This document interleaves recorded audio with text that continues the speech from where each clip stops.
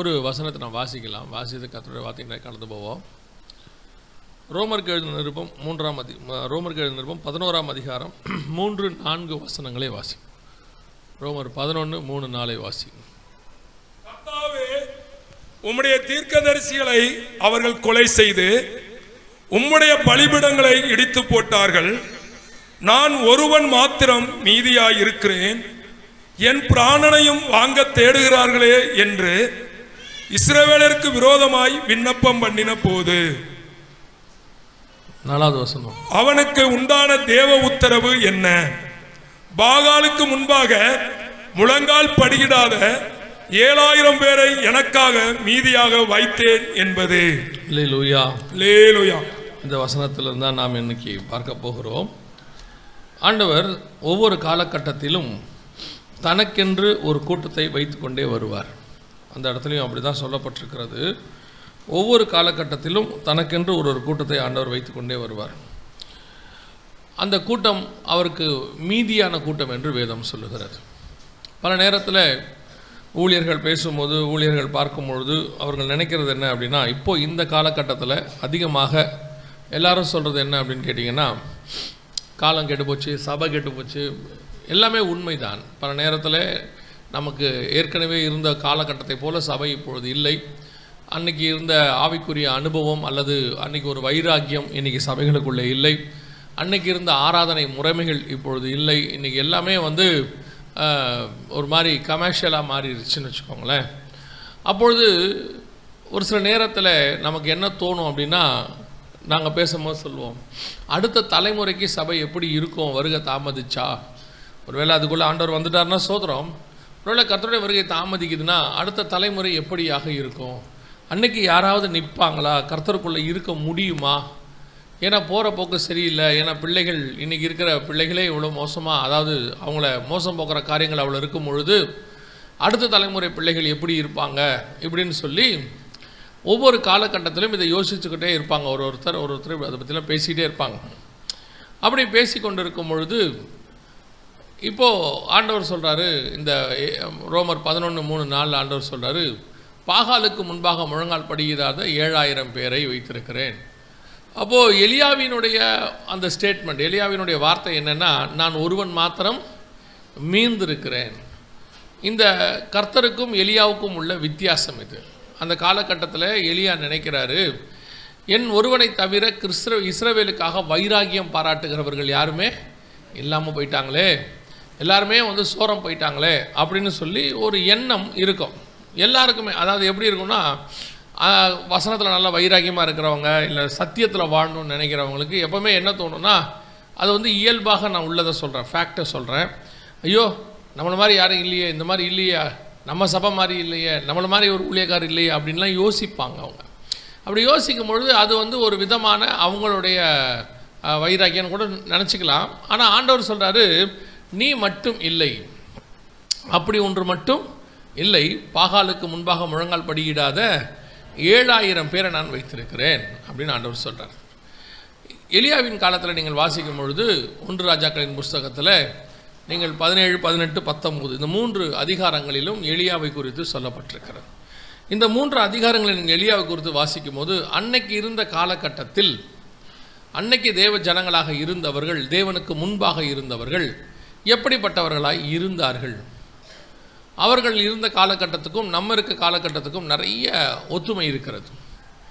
இப்போது இயேசு கிறிஸ்து சொல்லும் பொழுது மத்திய 24, 36, 37 நோவாவின் காலத்தையும் நம்முடைய காலத்தையும் இணைத்து சொல்லுகிறார். எப்படி சொல்கிறாருன்னா, நோவாவின் காலத்தில் எப்படி நடந்ததோ அப்படியே மனுஷகுமாரன் வரும் காலத்திலும் நடக்கும் அப்படிங்கிறார். அப்போ இந்த 2 காலத்துக்கும் ஒரு ஒத்துமை இருக்குது. இன்னொரு இடத்துல சொல்லும்போது சொல்கிறாரு, நீதிமானாகிய லோத்துவின் நாட்களில் நடைபெற்றது போலவே நடக்கும். அப்போ லோத்துவோட சோதோமுடைய காலத்தையும் நம்ம காலத்தையும் கம்பேர் பண்ணி சொல்கிறார்.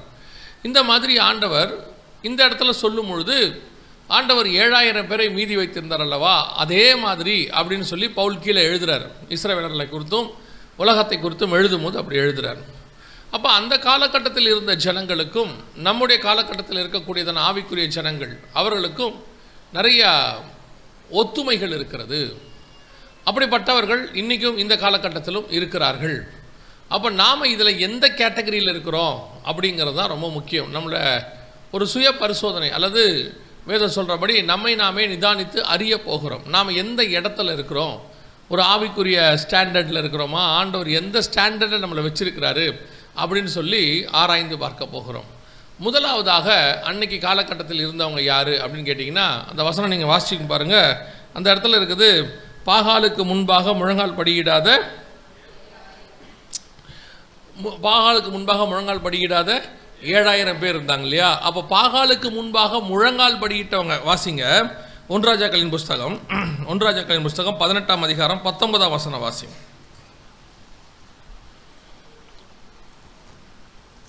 1 ராஜாக்கள் 18:19 வாசிங்க.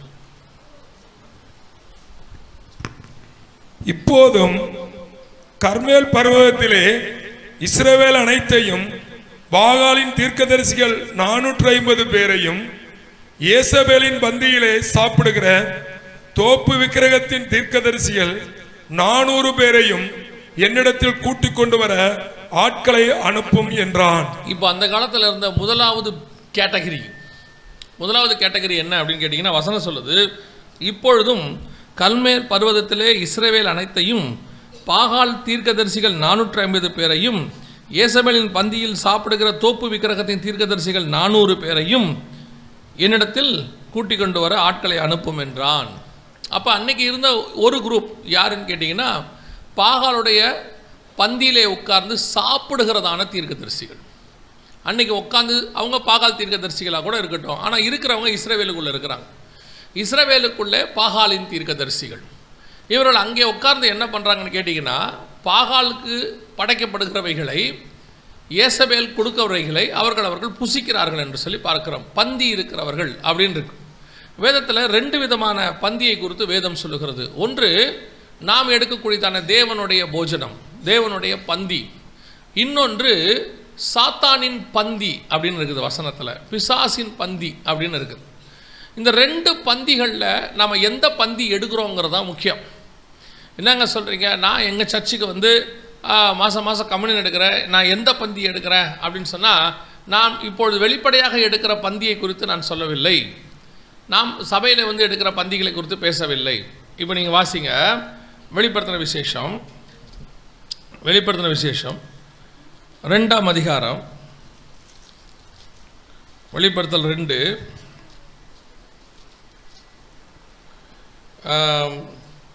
20வது வசனம் வாசிங்க. ஆகிலும் உன்பேரில் எனக்கு குறை உண்டு, என்னவெனில் தன்னை தீர்க்கதரிசி என்று சொல்லுகிற ஏசபேல் என்னும் ஸ்திரியானவள் என்னுடைய ஊழியக்காரர் வேசித்தனம் பண்ணவும் விக்கிரகங்களுக்கு படைத்தவைகளை புசிக்கவும் அவர்களுக்கு போதித்து அவர்களை வஞ்சிக்கும்படி நீ அவளுக்கு இடம் கொடுக்கிறாய். சபையை பார்த்து கர்த்தர் சொல்ற வார்த்தை இது, நல்லா கவனிங்க. சபையை பார்த்து கர்த்தர் சொல்றாரு, ஏசபேலின் போதனைகளுக்கு நீ இடம் கொடுக்கிறாய். அந்த போதனைகளை சாப்பிடக்கூடியவர்கள் எங்க இருக்கிறாங்க அப்படின்னு கேட்டீங்கன்னா, சபைக்குள்ள இருக்கிறாங்கன்னு ஆண்டவர் சொல்றாரு. இப்போ நான் சொல்றது உங்களுக்கு புரிஞ்சிருக்கும்னு நினைக்கிறேன். சபையில் நாம் எடுக்கிற வெளிப்படையான பந்தியை மாத்திரம் அங்கே சொல்லவில்லை, சபையிலே கொடுக்கப்படுகிறதான ஆலோசனைகள், உபதேசங்கள். இன்றைக்கி நீங்கள் பல இடங்களில் போகிறீர்கள், பல யூடியூப் சேனல்ஸ் பார்க்குறீங்க, ஃபேஸ்புக் பார்க்குறீங்க, வாட்ஸ்அப் பார்க்குறீங்க, நிறைய வருது. இதில் எது தேவனால் வரப்படுகிற வார்த்தை, எது தேவனுடைய பந்தி, எது ஏசபேலின் பந்தி? ஏசபேல் என்ன சொல்கிறாலாம், என்னுடைய ஊழியக்காரர், அங்கே வசனம் சொல்லுது, என் ஊழியக்காரர் வேசித்தனம் பண்ணவும் விக்கிரகங்களுக்கு படைத்தவைகளை புசிக்கவும் அவர்களுக்கு போதித்து அவர்களை வஞ்சிக்கும்படி. இன்றைக்கி கடைசி காலத்தில் சபைகளுக்குள்ள புறஜாதியாருடைய உபதேசங்கள், அவருடைய வழிமுறைகள், அவருடைய காரியங்கள் எல்லாம் நூதனமான முறையிலே சபைக்குள்ளே நுழைந்திருக்கிறது. இஸ்ரவேலுக்குள்ளே ஆகாபுக்கு மனைவியாக, இப்போ இஸ்ரவேல் ராஜா வந்து தேவன் தான் இஸ்ரவேலுக்கு ராஜான்னு வச்சுக்கோங்க. இப்போது மணவாட்டி உள்ளே வரா, இப்போ நாம் மணவாட்டியாக இருக்கிறோம். ஒரு காலத்தில் இஸ்ரவேல் சபையை கர்த்தர் செலக்ட் பண்ணார், அவர்கள் சோரம் போனார்கள் சொல்கிறார். அவர்கள் வந்து தேவனை விட்டு போய் சோரம் போனார்கள். அதே நேரத்தில் இஸ்ரவேல் ராஜாவுக்கு மனைவியாக ஒருத்தி உள்ள வரா, யாருன்னு பார்த்தா அவள் பாகால் தீர்க்கதரிசிகளை கொண்டு பாகாலுக்கு வழிபாடு செய்யக்கூடியவள். இன்றைக்கி கடைசி காலத்தில் சபை தேவனுடைய சபைன்னு தான் பேர், ஆனால் எல்லா கிறிஸ்தவ சபைன்னு தான் பேர். யாருக்கு அவர்கள் ஆராதனை செய்கிறார்கள்? எதற்கு ஆராதனை செய்கிறார்கள்? தேவனுடைய வார்த்தையை அவர்கள் புசிக்கிறார்களா, இயேசபேலின் உபதேசத்தை அவர்கள் கை கொள்ளுகிறார்களா என்பதுதான் முக்கியம். வசனம் எப்படிப்பட்டதுன்னு கேட்டிங்கன்னா, அதாவது கலங்கம் இல்லாதது, தெளிந்த தேனை போன்றது. இதில் எதுவும் கலக்கக்கூடாது. ஆண்டவர் சொல்கிறார், இதை புது துருத்தியோட என்ன, புது திராட்சரசத்தையும் பழைய துருத்தியும் என்ன செய்யக்கூடாது, சேர்க்கக்கூடாது. இன்றைக்கி என்ன நடக்குது? பழைய முறைமைகள் எல்லாத்தையும் கொண்டு வந்து இன்றைக்கி சபைகளுக்குள்ளே வைத்து சபையை எப்படி ஆக்கி வச்சுருக்கிறாங்கன்னு கேட்டிங்கன்னா, இயேசபேலின் உபதேசத்தில் அவர்கள் நிறுத்தி வச்சிருக்கிறார். இன்றைக்கி சபைகளுக்குள்ளே வரக்கூடிய உபதேசங்கள், நான் சொல்கிறது சபைனா இங்கே வரதில்லை, சபைனா நீங்கள் நானும் தான் சபை. நீங்கள் பார்க்கக்கூடிய காரியங்கள், நீங்கள் கேட்கக்கூடிய காரியங்கள் எல்லாம் யாருடைய உபதேசம்? இயேசபேலின் பந்தியில் உட்கார்ந்து சாப்பிடக்கூடியவர்கள், உலகத்தின் உபதேசத்தை ஏற்றுக்கொள்ளக்கூடியவர்கள். இன்னும் சொல்லப்போனால் துணிகரமாக சொல்லணும்னா, பிசாசின் பந்தியிலே பங்கு பெறுகிறவர்கள் இன்னைக்கு சபைகளுக்குள்ளே வர தொடங்கி விட்டார்கள். இந்த பந்தியில் இருக்கிறவர்கள் எத்தனை பேர்? இன்னைக்கு ராஜா மாதிரி அந்த இயேசபேல் ராஜகுமாரத்தி, இந்த ராஜகுமாரத்தி கூப்பிடுறான்னு சொல்லி போய் அங்கே சாப்பிட்றவங்க. எலியாவுக்கு இவங்களுக்கு என்ன வித்தியாசம்? எலியா இவங்க கூப்பிட்றதுக்கு போய் சாப்பிட மாட்டான். எலியா கிட்ட எப்பவுமே ரொம்ப பிடிச்சமான ஒரு விஷயம் நீங்கள் பார்த்தீங்கன்னு சொன்னால், அடிக்கடி அந்த வசனத்தை நாங்கள் யூஸ் பண்ணுவோம். ஏன்னா அது ரொம்ப எனக்கு பிடிக்கும் அவன்கிட்ட. என்னென்னா, 1 ராஜாக்களின் புஸ்தகம் 18ஆம் அதிகாரத்தில் 11வது வசன வாசிங்க. 1 ராஜாக்கள் 18:11. இப்போதும் நீ போய் உன் ஆண்டவனுக்கு இதோ எலியா வந்திருக்கிறான் என்று சொல் என்று நீர் சொல்லுகிறீரே. எலியா வந்திருக்கிறான் என்று ராஜா கிட்ட போய் சொல்லு, நான் வந்திருக்கிறேன் போய் சொல்லு, எலியா வந்திருக்கிறேன் போய் சொல்லு. ஆண்டவர் சொல்றார் எலியாவை பைத்து, நீ போய் உன்னை ஆகாப்புக்கு காண்பின்னு சொல்றார். அப்போ நம்மளால என்ன பண்ணுவோம்? ஆண்டவர் ராஜா கிட்ட போக சொல்லிட்டாரு, நல்லா ட்ரெஸ் பண்ணி நீட்டாக குளிச்சு காலங்காத்தால கோட் சூட்டெல்லாம் போட்டு அவங்க வர்றதுக்குள்ளே, மந்திரி வர்றதுக்குள்ளேயே, மந்திரி 7 மணிக்கு வர சொன்னால் 6 மணிக்கே போயிடுவான். கேட்டால் அதுக்கு பேர் ஒழுங்கு. முன்னாடியே போய் நின்று கையை கட்டி, ஐயா எங்களுக்கு இப்படி ஒரு அப்ளிகேஷன் வேண்டும், எங்களுக்கு இப்படி ஒரு காரியத்தை செய்யணும், எங்களுக்கு இந்த மாதிரி பர்மிஷன் வேணும், இந்த மாதிரி சர்ச்சுக்கு இப்படி நடத்தணும், இந்த மாதிரி ஊழியத்துக்கு இவ்வளோ தடையாக இருக்குது, போய் கையை கட்டி கூனி குறுகி இயேசபேலுக்கு முன்பாக நிற்கக்கூடிய பாகால் தீர்க்கதரிசிகளுக்கு முன்பாக ஒரே ஒருத்தர் இருக்கிறான். அவன் சொல்கிறான், நீ போய் நான் வர சொன்னேன்னு யாரை சொல்லு? ஆகாப்ப சொல்லு. எலியா வந்திருக்கிறேன்னு போய் சொல்லு, என்னை பார்க்க ஆகாப்ப வர சொல்லுங்கிறான். இதுதான் யார் பந்திக்கு யார் போவதென்று அர்த்தம். இயேசபேலின் பந்திக்கு போய் நின்று ஏதோ ஒரு ஆப்ளிகேஷன், ஏதோ ஒன்று கிடைக்குது. இன்னைக்கு கடைசி காலத்தில் இயேசபேலின் பந்தியிலே சாப்பிடக்கூடியவர்கள் அநேகர். இயேசபேலின் ஆசைக்கு அந்த கொடுக்கக்கூடியதான சொல்கிறேன், அவள் பந்தி அன்னைக்கு சாப்பாடு, அவள் என்ன போட்டிருப்பா? ராஜ உபசாரம். இன்னைக்கு அப்படித்தான் உலக பிரகாரமான மேன்மை, உலக பிரகாரமான ஆசீர்வாதம், உலகத்தில் கிடைக்கக்கூடிய பதவி, உலகத்தில் கிடைக்கக்கூடியதான இடம், இவைகளுக்காக இயேசபேலின் பந்தியிலே போய் உட்கார்ந்து புசிக்கிறவர்கள் எத்தனையோ பேர். ஆண்டவர் சொல்றார், அப்படிப்பட்டவர்களுக்கு நீ இடம் கொடுக்கிறாய். இன்னைக்கு சபை எப்படி போச்சு? இயேசபேலுடைய உபதேசத்துக்கு போயிடுச்சு. இப்பவும் சொல்றேன், உலகத்தின் உபதேசம் வேறு, சபையின் உபதேசம் வேறு. சபைக்கும் உலகத்துக்கும் எந்த விதத்திலும் சம்பந்தம் கிடையாது. இதை சொன்ன உடனே ஒரு பெரிய வேத பண்டிதர் அன்னைக்கு சொல்றார், உலகம் சபைக்குள்ள வந்துருச்சுங்கிறாங்கய்யா. உலகம் வந்துருச்சுன்னா என்னப்பா? அப்போ லைட் வேணாமா, ஃபேன் வேணாமா? எவ்வளோ பெரிய ஆளுக்கு இன்னும் நாம் என்ன சொல்லுகிறோன்னு கூட புரிய மாட்டேங்குது பாருங்க. உலகம்னா நம்ம டிவியை பற்றி பேசுகிறோமா? உலகம்னா சொல்கிறோமா? அப்போ நம்ம போட்டிருக்க சட்டை கூட உலகத்தில் செஞ்சது தான், அதனால சட்டையை கழட்டி போட்டு நிற்க முடியுமா? எது உலகம்? உலகம் என்று எதுன்னு வசனம் தெளிவாக சொல்லுது. கண்களின் இச்சை, ஜீவனத்தின் பெருமை, மாம்சத்தின் இச்சை, இவைகள் எல்லாம் உலகத்தில் உண்டானவைகள். எதையாவது பார்த்த உடனே அது மேலே ஒரு ஆசை, எதையாவது ஒன்று பார்த்த உடனே அது மேலே ஒரு இச்சை, அது நமக்கும் இருக்கணும், இங்கேயே வந்துடணும், சபைக்குள்ளே வந்துடணும். இதுதான் உலகம். உலகத்தான் எதை பண்ணுறனோ அதை பார்த்தோன்னா நமக்கும் ஒரு ஆசை. அந்த உலகத்தான் பண்ணுற மாதிரியே ட்ரெஸ்ஸிங், அதை பார்த்த உடனே நல்ல ட்ரெஸ் பண்ணுங்க, உங்களை ஆண்டவர் வேணான்னு சொல்லலை. ஆனால் உங்களுடைய ட்ரெஸ்ஸிங் யாருடைய மாடலாக இருக்கிறது? அதான் கேள்வி. ஆண்டவர் ஆண்டவர் வந்து ஏழ்மையாக அப்படியே கஷ்டப்படுறவங்களா தருத்திரராக இருக்க சொல்லவே இல்லை. ஒரு இடத்துலையும் ஆண்டவர் எளிமையாக தான் இருக்க சொன்னார். இன்னைக்கு என்ன இருக்குது? ஆவியில் எளிமை உள்ளவர்கள் பாக்கியவான்கள். இன்னைக்கு என்ன இருக்குது? ஏசபேலுடைய காரியங்கள் சபைக்குள்ளே வந்துடுச்சு, அந்த உபதேசம் உள்ள நுழைஞ்சிடுச்சு. அதை சரின்னு சொல்லி ஏற்றுக்கொள்ளக்கூடிய தீர்க்கதரிசிகள் இருக்கிறார்கள், அதை போதிக்கிற தீர்க்கதரிசிகள் இருக்கிறார்கள். ஆண்டவர் சொன்னார், சபைக்குள்ளே அப்படிப்பட்டவர்களுக்கு நீ இடம் கொடுக்கிறாய். எந்த அளவுக்கு துணிகரம் அப்படின்னு கேட்டிங்கன்னா, சினிமா பாட்டை கொண்டாந்து சர்ச்சுக்குள்ளே பாடுற அளவுக்கு என்ன வந்து போச்சு? துணிகரம் வந்து போச்சு. உலகத்தானுடைய அரசியல் சண்டையை சபைக்குள்ளே போடுற அளவுக்கு துணிகரம் வந்து போச்சு. அரசியல்வாதியை கொண்டாந்து சபையின் புல்பீட்டில் ஏற்றுற அளவுக்கு துணிகரம் வந்து போச்சு. இவங்களே தான் சொல்கிறாங்க, அசிஸ்டன்ட் பாஸ்டர் மேலே ஏறக்கூடாது புல்பீட்டில், அதுக்கு ஒரு காலகட்டம் இருக்குது, நீ படிக்கணும், நீ உருவாகணும், எடுத்த உடனே மேடைக்கு வரக்கூடாது. கர்த்தரால் அபிஷேகம் பண்ணப்பட்டு வேறு பிரிக்கப்பட்ட வந்த அசிஸ்டன்ட் பாஸ்டருக்கு மேடை மேலே ஏறுறதுக்கு பர்மிஷன் கிடையாது. ஆனால் உலகத்தில் இருக்கிற லஞ்சம் வாங்குற உலகத்துக்குள்ளே இருக்கிற அரசியல்வாதி புல்பீட்டில் ஏறுறதுக்கு பர்மிஷன் இருக்கு. அப்படி தானே? இதுதான் ஏசபேலின் உபதேசம். விசுவாசிகள் நல்லா தெரிஞ்சுக்கொள்ளுங்க. அவன் கூப்பிட்றான், இவன் கூப்பிட்றான்னு எல்லா மேடைக்கும் ஓடாதீங்க. அந்த கூட்டத்துக்கு கூப்பிட்றாங்க, இந்த கூட்டத்துக்கு கூப்பிட்றாங்க. இன்னைக்கு நிறைய பாகால் தீர்க்கதரிசிகள் வெளியே சுற்றி கொண்டிருக்கிறார்கள். அவர்களுடைய நோக்கம்லாம் என்ன தெரியுமா? ஏசபேலுக்கிட்ட நல்ல பேர் வாங்குறது. அவங்க நோக்கம் என்ன தெரியுமா? ஏசபேல் பந்தியில் போய் உட்காந்துருக்கிறது. அவங்க நோக்கம் என்ன தெரியுமா? ஏசபேல் தூக்கி போடுறதை வாங்கிட்டு வர்றது. நான் ஏசபேல் என்று சொல்வது உலகத்தை குறித்து சொல்லுகிறேன். ஒரு காரியத்தை நன்றாய் புரிந்து கொள்ளுங்கள். நாம் 2 கவர்மெண்ட்டுக்கு நடுவில் இருக்கிறோம். ஒன்று உலகத்தின் கவர்மெண்ட், வசனம் சொல்லுது பிரபஞ்சத்தின் அதிபதியானவன், சாத்தானை குறித்து. இன்னொன்று ஹெவன்லி கவர்மெண்ட், பரலோக ராஜ்யம்னு ஒன்று இருக்கு. நாம் எல்லாருமே பரலோக ராஜ்யத்தின் பிரஜைகள். தேவன் நம்மை அதுக்குத்தான் அழைத்திருக்கிறார். நாம் அங்கிருந்து எகிப்திலிருந்து விடுபட்டுட்டோம். இனி கானானை நோக்கி பிரயாணப்படுறவங்க நடுவில் தான் நம்ம நின்றுகிட்டு இருக்கிறோம். கானானை நோக்கி பிரயாணப்படுற உங்களுக்கு திரும்பி எகிப்தை பார்க்கறதுக்கு எந்த இடத்துலையும் முகாந்திரம் இல்லை. எகிப்தினுடைய நாங்கள் அந்த இறைச்சி பாத்திரத்தண்டையில் உட்கார்ந்துருப்போம்னா நீ வனாந்தரத்தில் சாக போறவன் அர்த்தம்.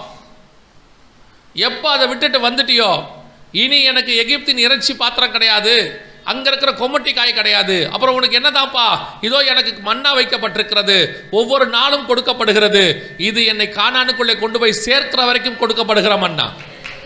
அதுதான் கர்த்தர் உங்களுக்கு எனக்கு வச்சது. இன்னைக்கு எகிப்தினுடைய அந்த கொமட்டி காய்களுக்கும் எதை விட்டுட்டு வந்தாங்களோ அதுக்கு பின்னாடியே போய் உட்காந்துருக்கிறாங்க. எதை ஒரு நாள் வேணாம் என்று அருவறுத்தாங்களோ அதுக்கு பின்னாடி போய் உட்காந்துருக்கிறாங்க. உலகம் எனக்கு பாத்திரம் அல்லன்னு பாடின இவங்க தான் உலகத்தில் போய் பதவிக்கு உட்காந்துருக்கிறாங்க. இன்னைக்கு எல்லாரும் அப்படி தான் உட்காந்துருக்காங்க. ஏசபேலின் பந்தியிலே சாப்பிடக்கூடியவர்கள்.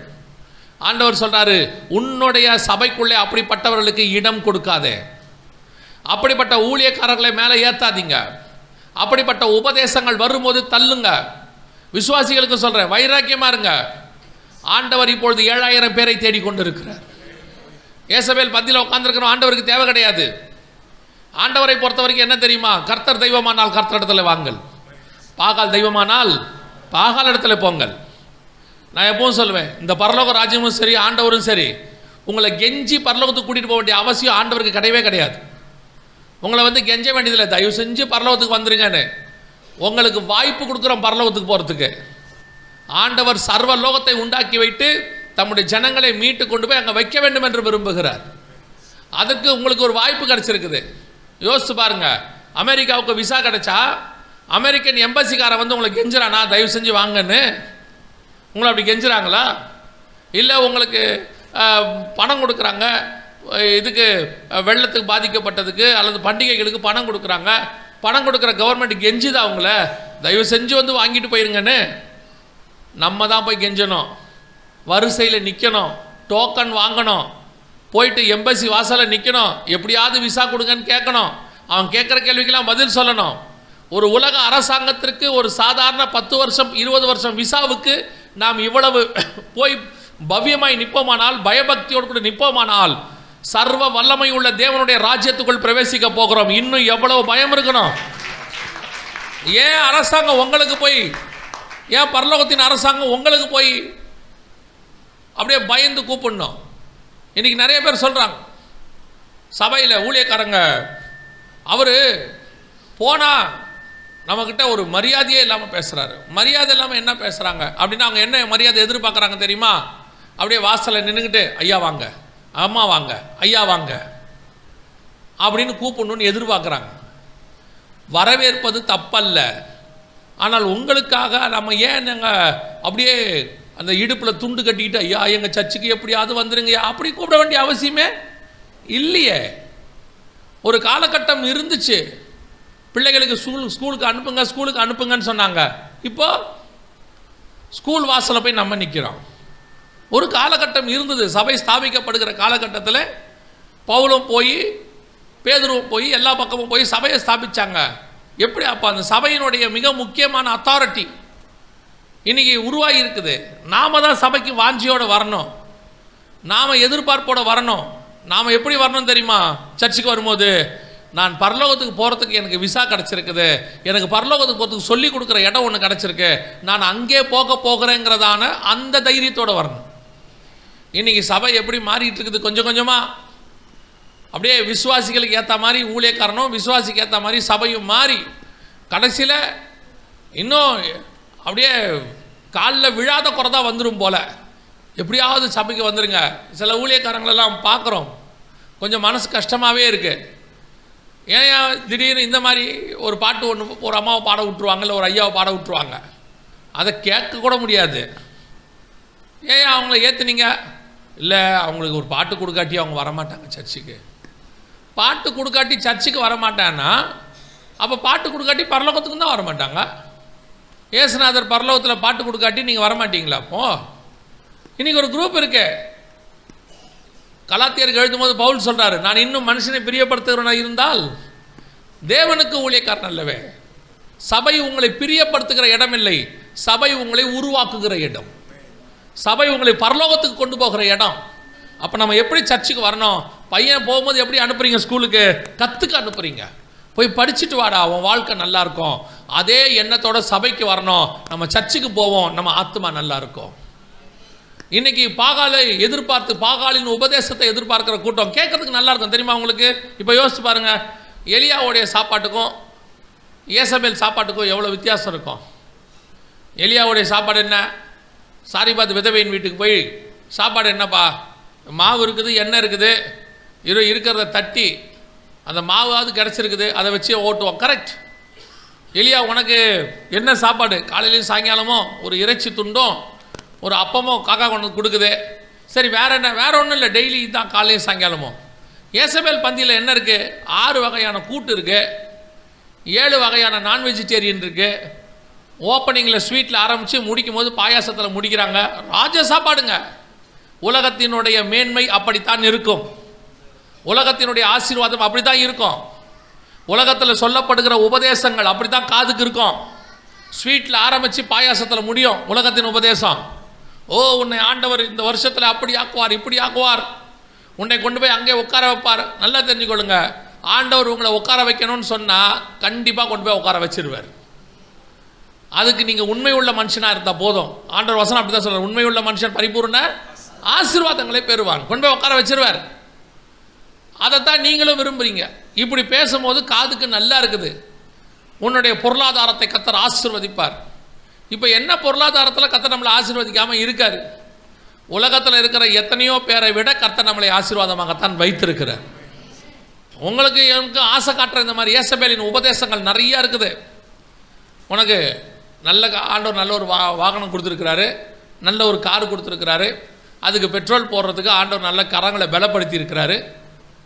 இப்போ நம்மளை ஆசை காட்டி விடுறான். என்ன நீங்கள் இதை வச்சுருக்கிறீங்க? ஆண்டவரை கேளுங்கள், உங்களுக்கு BMW தருவார். நீங்கள் விடாமல் கேட்கணும், அறிக்கை பண்ணணும், அப்போ தான் ஆண்டவர் கொடுப்பாரும்பா. நீங்களும் போய் அவன் சொன்னான்னு கேட்டுக்கிட்டு அறிக்கை பண்ணி BMW வாங்கி மாதம் 49,000 ரூபாய் இன்ஸ்டால்மெண்ட் கட்டுறதுக்கு போனால் BMW ஒரு பெட்ரோல் 1 லிட்டருக்கு இவ்வளோ தான் கொடுக்கும். நமக்கு அந்த அளவுக்கு பெட்ரோல் போடுறதுக்கே காசு இருக்காது. அப்புறம் மாதம் 49,000 ரூபா EMI. நீங்கள் நினைப்பீங்க இந்த சின்ன காரில் நிம்மதியாக போயிட்டு வந்திருந்தேன். இவன் பேச்சை கேட்டு இந்த பெரிய காரை சொகுசாக வாங்கி உள்ளுக்குள்ளே உக்காந்துருக்கிறேன். பெட்ரோல் போடுறதுக்கு வழி இல்லை. மாதம் 49,000 கட்ட முடியல. பிஎம்டபிள்யூவில் உட்காந்து துக்கமாக துயரமாக ட்ராவல் பண்ணுறதை விட ஒரு சாதாரண காரில் சந்தோஷமாக ட்ராவல் பண்ணுறது வாசி. இன்றைக்கி தான் ஏசபேலின் உபதேசம். நீங்கள் உட்காந்து உலகத்தை அப்படியே உங்களுக்குள்ளே ஏற்றுறான் கொஞ்சம் கொஞ்சமாக. என்னென்னா, தெரிந்து கொள்ளப்பட்டவர்களையும் வஞ்சிக்கத்தக்கதாக நல்லா ஊழியம் பண்ணியிருந்த கொஞ்சம் பேர் கூட இன்றைக்கி பிரசங்கத்தை டைப்பை மாற்றிட்டாங்க. டைப்பை மாற்றிட்டு ப்ராஸ்பரிட்டி டாக்டரின் அந்த செழிப்பின் உபதேசம், அதை கிருபை grace, hyper grace, super grace இப்படி போயிட்டாங்க. கேட்டால் சொல்கிறாங்க, ஜனங்க ஆசீர்வாதமாக இருக்க வேண்டாமா? ஜனங்க எப்போ சாபத்தில் இருந்தாங்க? சாபத்தில் இருந்தால் தானே ஆசீர்வாதமாக வரணும். எப்போ இயேசுவின் ரத்தத்தால் கழுவப்பட்டு சபைக்குள்ளே நான் வந்துட்டேனோ அன்றைக்கே கர்த்தரை ஆசீர்வதிக்க தொடங்கிட்டார். ஆண்டவருக்கு தெரியும் எப்போ எவ்வளோ ஆசீர்வாதம் கொடுக்கணும்னு. நமக்கு என்ன தேவை என்பதை நம்முடைய பரமபிதா முன்பே அறிந்திருக்கிறார். இன்றைக்கி ஏசபேலின் உபதேசங்கள் உள்ளுக்குள்ளே வந்து நூதனமான காரியங்களை சொல்லிக் கொடுத்து வஞ்சிக்குதாமா. 3ஆம் அதிகாரம் 20ஆம் வசனம் சொல்லுது, 2:20 வஞ்சிக்குது. வெளிப்படுத்தல இன்னைக்கு வஞ்சிக்கக்கூடியவர்கள் வந்துட்டாங்க. விசுவாசிகளுக்கு சொல்கிறேன், சத்தியம் எப்போவுமே கொஞ்சம் கசக்கத்தான் செய்யும். சத்தியம் என்ன செய்யும்? கசக்கத்தான் செய்யும், கடினமாக தான் இருக்கும். ஆனால் அதை நீங்கள் உட்கொண்டுட்டீங்கன்னா உங்கள் ஆத்மாவுக்கு அது நல்லது. அல்லேலூயா. பொதுவாக பார்த்துருக்குறீங்களா, சாப்பாடு வைக்கும் போது ஒரு ஸ்வீட்டு தான் வைப்பாங்க, மிஞ்சி போச்சுன்னா 2 ஸ்வீட் வைப்பாங்க. ஆனால் மற்ற காரம், துவர்ப்பு, அப்புறம் இதெல்லாம் பார்த்தீங்கன்னு சொன்னால் ஒரு 5 வகை வைப்பாங்க.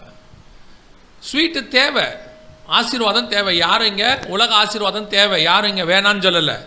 அது எவ்வளோ தேவையோ அவ்வளோ லிமிட் தான் இருக்கணும். நமக்கு எது தேவை தெரியுமா? இடுக்கமான வாசல் வழியை பிரவேசிங்கள்னு ஒன்று சொன்னார் பாருங்க. கொஞ்சம் கடினமாக தான் இருக்கும். அந்த இடுக்கமான வாசல் வழியை பிரவேசிக்கும் போது இந்த பூமியில் உங்களுக்கு என்ன தேவையோ அதை பரலோகம் கொடுக்கும். ஆனால் நம்முடைய நோக்கம் என்னவாக இருக்கணும் தெரியுமா? நான் எப்படி ஆகிலும் கானானுக்கு போய் சேர வேண்டும், அதான் இருக்கணும். இன்றைக்கி மாதம் இஎம்ஐயில் வீடை வாங்கி, அப்புறம் காரை வாங்கி, அதை வாங்கி, இதை வாங்கி, அப்புறம் டிப்ரெஷன் ஆகிடுது, ஸ்ட்ரெஸ் ஆகிடுது. அப்புறம் ஊழியக்காரர் அவர் தாங்க சொன்னார், பலிக்கு பெருகுவாயின்னு. எத்தனை பேர் சில கோடீஸ்வரங்கள் தான் பேசிகிட்டு இருப்போம். பார்க்கத்தான் வீடு சும்மா பில்டிங்கெல்லாம் பயங்கரமாக இருக்கும். போய் உக்காந்தோம்னா அப்படியே மூச்சு வாங்க பேசுவாங்க. என்ன ஆச்சு பிரதர்? இல்லை பாஸ்டர், இந்த வீடுக்கு மேலேயே 5 கோடி ரூபா கடன் இருக்குது, 10 கோடி ரூபா கடன் இருக்குது. என்ன ஆச்சு? பிஸ்னஸில் ரொம்ப பிரச்சனை. ஆனால் வெளியே போகும்போது பார்த்தீங்கன்னா பெரிய கார். பார்க்குறவங்களாம் சொல்லுவான், அவருக்கு என்னையா உள்ளே போய் உட்காந்து பேசிப்பாரியா. எத்தனை பேர் என்ன நிலைமையில் இருக்கிறாங்கன்னு. அகலக்கால். இதெல்லாம் என்னது? இந்த உலகத்தை பார்த்து சூடு போட்டுக்கிறது. ஆண்டவர் நமக்கு நன்மையான ஈவுகளை கட்டளையிட்டு இருக்கிறார். நம்முடைய உண்மைக்கு தக்கதாக இன்னும் கட்டளை இடுவார். அவருக்கு தெரியும் எப்போ எவ்வளோ கொடுக்கணும், நமக்கு தெரியும். ஐயா அழகாக ஒரு இன்ட்ரோடக்ஷன் பேசினாங்க, நீங்கள் கவனிச்சிங்களான்னு தெரியாது. அதாவது ஒரு ஆளை கொண்டு வந்து ஒரு இடத்துல நிறுத்தும் போது அந்த ஆளுக்கு எவ்வளோ கனம் கொடுக்கணும்னு பரலோகத்துக்கு நல்லா தெரியும். நம்ம என்ன பண்ணுவோம் தெரியுமா? நம்ம சுபாவம் என்ன தெரியுமா? அந்த ஆளை சும்மா உயர்த்தி பேசி, அவரை போல உண்டா, அவரை மாதிரி ஒரு ஆளே கிடையாது, அவன் தலையில் 2 கொம்பு முளைச்சிடுது, அவர் கண்ணு மங்கிடுது. ஓ, நம்மளை மாதிரி பேசுகிறதுக்கு ஆள் இல்லை, நம்மளை மாதிரி பாடுறதுக்கு ஆள் இல்லை, நம்மளை மாதிரி பாட்டு எழுத ஆள் இல்லை, நம்மளை மாதிரி மியூசிக் போடுறதுக்கு ஆள் இல்லை, நம்மளை மாதிரி டான்ஸ் ஆடுறதுக்கு ஆள் இல்லைன்னு அவன் கண்ணில் 2 தலையில் 2 கொம்பு முளைச்சிருது. ஆண்டவர் பார்ப்பார், இல்லையே இவனுக்கு இவ்வளோ கொடுக்கக்கூடாது கனம், ஒரு கனம் கொடுக்கணும். அந்த கனம் அவன் தாங்குகிற அளவுக்காக இருக்கணும். அடுத்து ஆண்டவர் உயர்த்துவார். அந்த இடத்துக்கு வரும்போது அங்கே ஒரு கனம் வரும். ஆண்டவர் கனப்படுத்துகிற தேவன் இல்லைன்னே சொல்லலை. அவர் தூக்கி தலை மேலே மொத்த கனத்தையும் வச்சிட மாட்டார். அவருக்கு தெரியும் எப்போ எவ்வளோ என்ன கொடுக்கணும்னு. அதை நமக்கு தெளிவாய் தரக்கூடிய தேவனாக இருக்கிறார். அல்லேலூயா. ஏசபேல் கூப்பிடுவாங்க, சாப்பிட போயிடாதீங்க. சில நேரத்தில் உங்களை கூப்பிடுவாங்க, வாங்க நாம் போய் இந்த ஏரியாவில் நம்ம பலம் என்னவென்று காட்டுவோம்னு. நம்ம பலம் கூட்டம் அல்ல, நம்ம பலம் நம்முடைய தேவன். இஸ்ரவேலுக்கு பலன் யாரு? தேவன். நம்ம எல்லாரும் கூடி நின்று எவ்வளோ கிறிஸ்தவங்க இருக்கிறாங்கன்றதே இங்கே முக்கியமே இல்லை. ஏன் தெரியுமா? நம்ம 2 பேர் இருந்தால் போதுமா, அதுவே பெரிய மாற்றத்தை கொண்டு வந்துடும் பைபிள் சொல்லுது. ஒருவன் 1000ஐயும் 2 பேர் 10,000 பேரையும். நமக்குள்ள இருக்கிற ஆவியானவருக்கு அப்படிப்பட்ட வல்லமை உண்டு. நம்முடைய பலத்தை ரோட்டில் நின்று காட்ட வேண்டாம், நம்முடைய பலத்தை அந்தரங்க அறையில் காட்டுங்க. கதவை சாத்திக்கிட்டு முழங்கால் போடுங்க, அங்கே இருக்கிறது பலம். இன்னைக்கு ஏசபேல் பந்திக்கு போகிற ஒரு குரூப் இருக்குது. அது போய் தான் பலத்தை காட்டுறது ஏசபேல் கூட இருந்துக்கிட்டோம்னா நமக்கு நல்லது. ஏசபேல் ஐயோ ராஜகுமாரத்தை கூப்பிட்டு எனக்கு சாப்பாடு போட்டாங்க, ராஜகுமாரத்தை எனக்கு சொல்லியிருக்கிறாங்க. என்ன சொல்லியிருக்கிறாங்க? உங்களுக்கு ஏதாவது ஒன்றா எங்ககிட்ட வாங்க, நாங்கள் உங்களை பத்திரமா பார்த்துப்போம், உங்களுடைய எதிர்காலத்தை ஏசபேல் நான் பத்திரமாய் பார்த்துப்பேன். இவங்க எல்லாரும் சேர்ந்து சொல்கிறாங்க, நம்முடைய எதிர்காலத்தை நாம் ஏசபேலை நம்புவோம், ஏசபேலுக்கு ஓட்டு போடுவோம், நம்முடைய எதிர்காலம் ஏசபேல் கரத்தில் இருக்குது. ஆண்டவர் சொல்கிறார், பைத்தியக்காரா, உன் எதிர்காலம் ஏன் கரத்தில் வரையப்பட்டிருக்கிறது. ஏசபேல்கள் கடந்து போவார்கள், ராஜாக்கள் கடந்து போவார்கள், ராஜகுமாரத்திகள் கடந்து போவார்கள். இங்கே நிரந்தரமானவர்கள்னு ஒருத்தர் கூட கிடையாது. ஆனால் நேற்றும் இன்றும் என்றும் மாறாத நிரந்தரமானவர் ஒருத்தர் உண்டு. அவர் தான் ஆண்டவராகிய இயேசு கிறிஸ்து. ரொம்ப கேர்ஃபுல்லாக இருந்து கொள்ளுங்க. கூப்பிட்றான் அங்கே போகிறான்னு போயிட போதிய யார் கூப்பிட்டாலும் சொல்லுங்க, எனக்கு தலைவர் இயேசு மட்டும்தான், எனக்கு ராஜா இயேசு மட்டும்தான், நான் அவருடைய பந்தியில் தான் சாப்பிடுவேன், வேற பந்தியில் சாப்பிட மாட்டேன். அல்லேலூயா. இது ஏசபேலின் பந்தியில் சாப்பிடக்கூடியதான ஒரு குரூப். இதை தாண்டி இன்னொரு குரூப் இருக்குது. இது கொஞ்சம் ஏசபேல் பந்தியில் சாப்பிடாது, ஆனால் இது வேற ஒரு குரூப். வாசிங்க 1 ராஜாக்களின் புஸ்தகம் 18ஆம் அதிகாரம்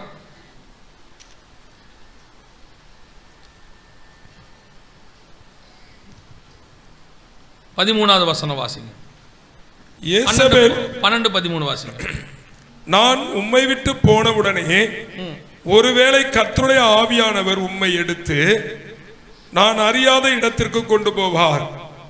அப்பொழுது நான் ஆகாபிடத்திற்கு போய் அறிவித்த பின்பு அவன் உம்மை காணாவிட்டால் என்னை கொன்று போடுவானே. உமது அடியானாகிய நான் சிறுவயது முதல் கர்த்தருக்கு பயந்து நடக்கிறவன். ஏசபேல் கர்த்தரின் தீர்க்கதரிசிகளை கொன்று போடுகிற போது நான் கர்த்தருடைய தீர்க்கதரிசிகளில் 100 பேரை ஒவ்வொரு கெபியிலே 50 பேராக ஒளித்து வைத்து அவர்களுக்கு அப்பமும் தண்ணீரும் கொடுத்து பராமரித்து வந்த என்னுடைய செய்கை என் ஆண்டவனுக்கு அறிவிக்கப்படவில்லையோ. இது 2வது ஒரு குரூப் இருக்கு. அன்னைக்கு யார் 2வது ஒரு குரூப்பு? முதல் குரூப்பு ஏசபேல் பந்தியில் போய் சாப்பிட்றவங்க. அது சோரம் போயிடுச்சு, அதை ஒன்றும் செய்ய முடியாது, அது அவ்வளோதான், போய் உட்காந்து சாப்பிட தொடங்கிருச்சு.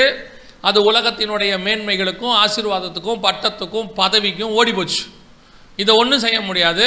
ஆண்டவர் சொல்கிறாரு, இப்படிப்பட்ட ஆளுக்கு இடம் கொடுக்காத சர்ச்சில்ன்ட்டார். அவன் மனம் திரும்புறதும் நியாய திருப்படைவதும் கர்த்தர் கையில் இருக்குது, விட்டுருவான். இப்போ 2வது ஒரு குரூப் இருக்குது. இது என்ன குரூப் தெரியுமா? தீர்க்கதரிசிகளில் 100 பேர். கர்த்தரின் தீர்க்கதரிசிகளை ஏசபேல் கொன்று போடுகிற போது நான் கர்த்தருடைய தீர்க்கதரிசிகளில் 100 பேரை ஒவ்வொரு கெபியிலே 50 பேராக ஒளித்து வைத்து அவர்களுக்கு அப்பமும் தண்ணீரும் கொடுத்து பராமரித்து வந்தேன். இன்னொரு குரூப் இருக்குது தீர்க்கதரிசிகளில். இது என்ன குரூப் தெரியுமா? ஆவிக்குரியவங்களில் இன்னொரு குரூப் இருக்குது, ஊழியக்காரங்களில் இன்னொரு குரூப் இருக்குது. அது என்ன தெரியுமா? இது ஏசபேல் பந்திக்கும் போகாது, ஏசபேல் பந்திக்கு போகாது. ஆனால் ஏசபேலுக்கு எதிர்த்தும் பேசாது. ஏசபேலுக்கு எதிர்த்தும் சத்தியத்தையும் அது என்ன செய்யாது, பேசாது. இப்போ எலியா இருக்கிறான், ஆகாவை பார்த்து சொல்கிறான். என்ன வார்த்தை சொல்கிறான்னா, இஸ்ரவேலை கலங்க பண்ணுகிறவன் நீ அல்லவான்னொன்னே இவன் எலியா சொல்கிறான், நான் அல்ல, நீயே இஸ்ரவேலை கலங்க பண்ணுறவன், இஸ்ரவேலுக்குள்ள இப்படிப்பட்ட அநியாயம் நடக்குது, நீ பார்த்துக்கிட்டு இருக்கிறியே அப்படிங்கிறது எலியா. இன்னொரு குரூப் இருக்கு. அவன் யார் தெரியுமா? ஏசபேல் பந்திக்கும் போக வேண்டாம், எதுலேயும் கலந்துக்க மாட்டாங்க. அதே நேரத்தில் ஆகாப்பையும் ஏசபேலையும் எதிர்த்து பேசவும் மாட்டாங்க. அவங்க பாட்டுன்னு ஒரு கெபிக்கு போயிடுவாங்க. உயிருக்கு பயந்தவங்க நேராக ஒரு கெபியில் போய் தங்கிடுவாங்க. சாப்பாடும் தண்ணியும் கிடச்சா போதாங்க. வசனம் சொல்லுது, அப்பமும் தண்ணீரும் கொடுத்து. இவங்கள பொறுத்த வரைக்கும் நம்ம உண்டு, நம்ம வேலை உண்டு, நமக்கு எதுக்கியா இந்த மாதிரி காரியங்கள்லாம்?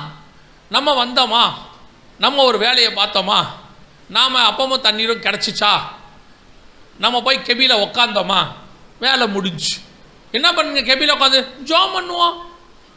கெபியில் உட்காந்து என்ன பண்ணுவீங்க? பேசிக்கிட்டு இருப்போம் 50 பேரும். கெபியில் உட்காந்து என்ன பண்ணுவீங்க? நல்லா தூங்குவோம். என்னப்பா சொல்கிறீங்க?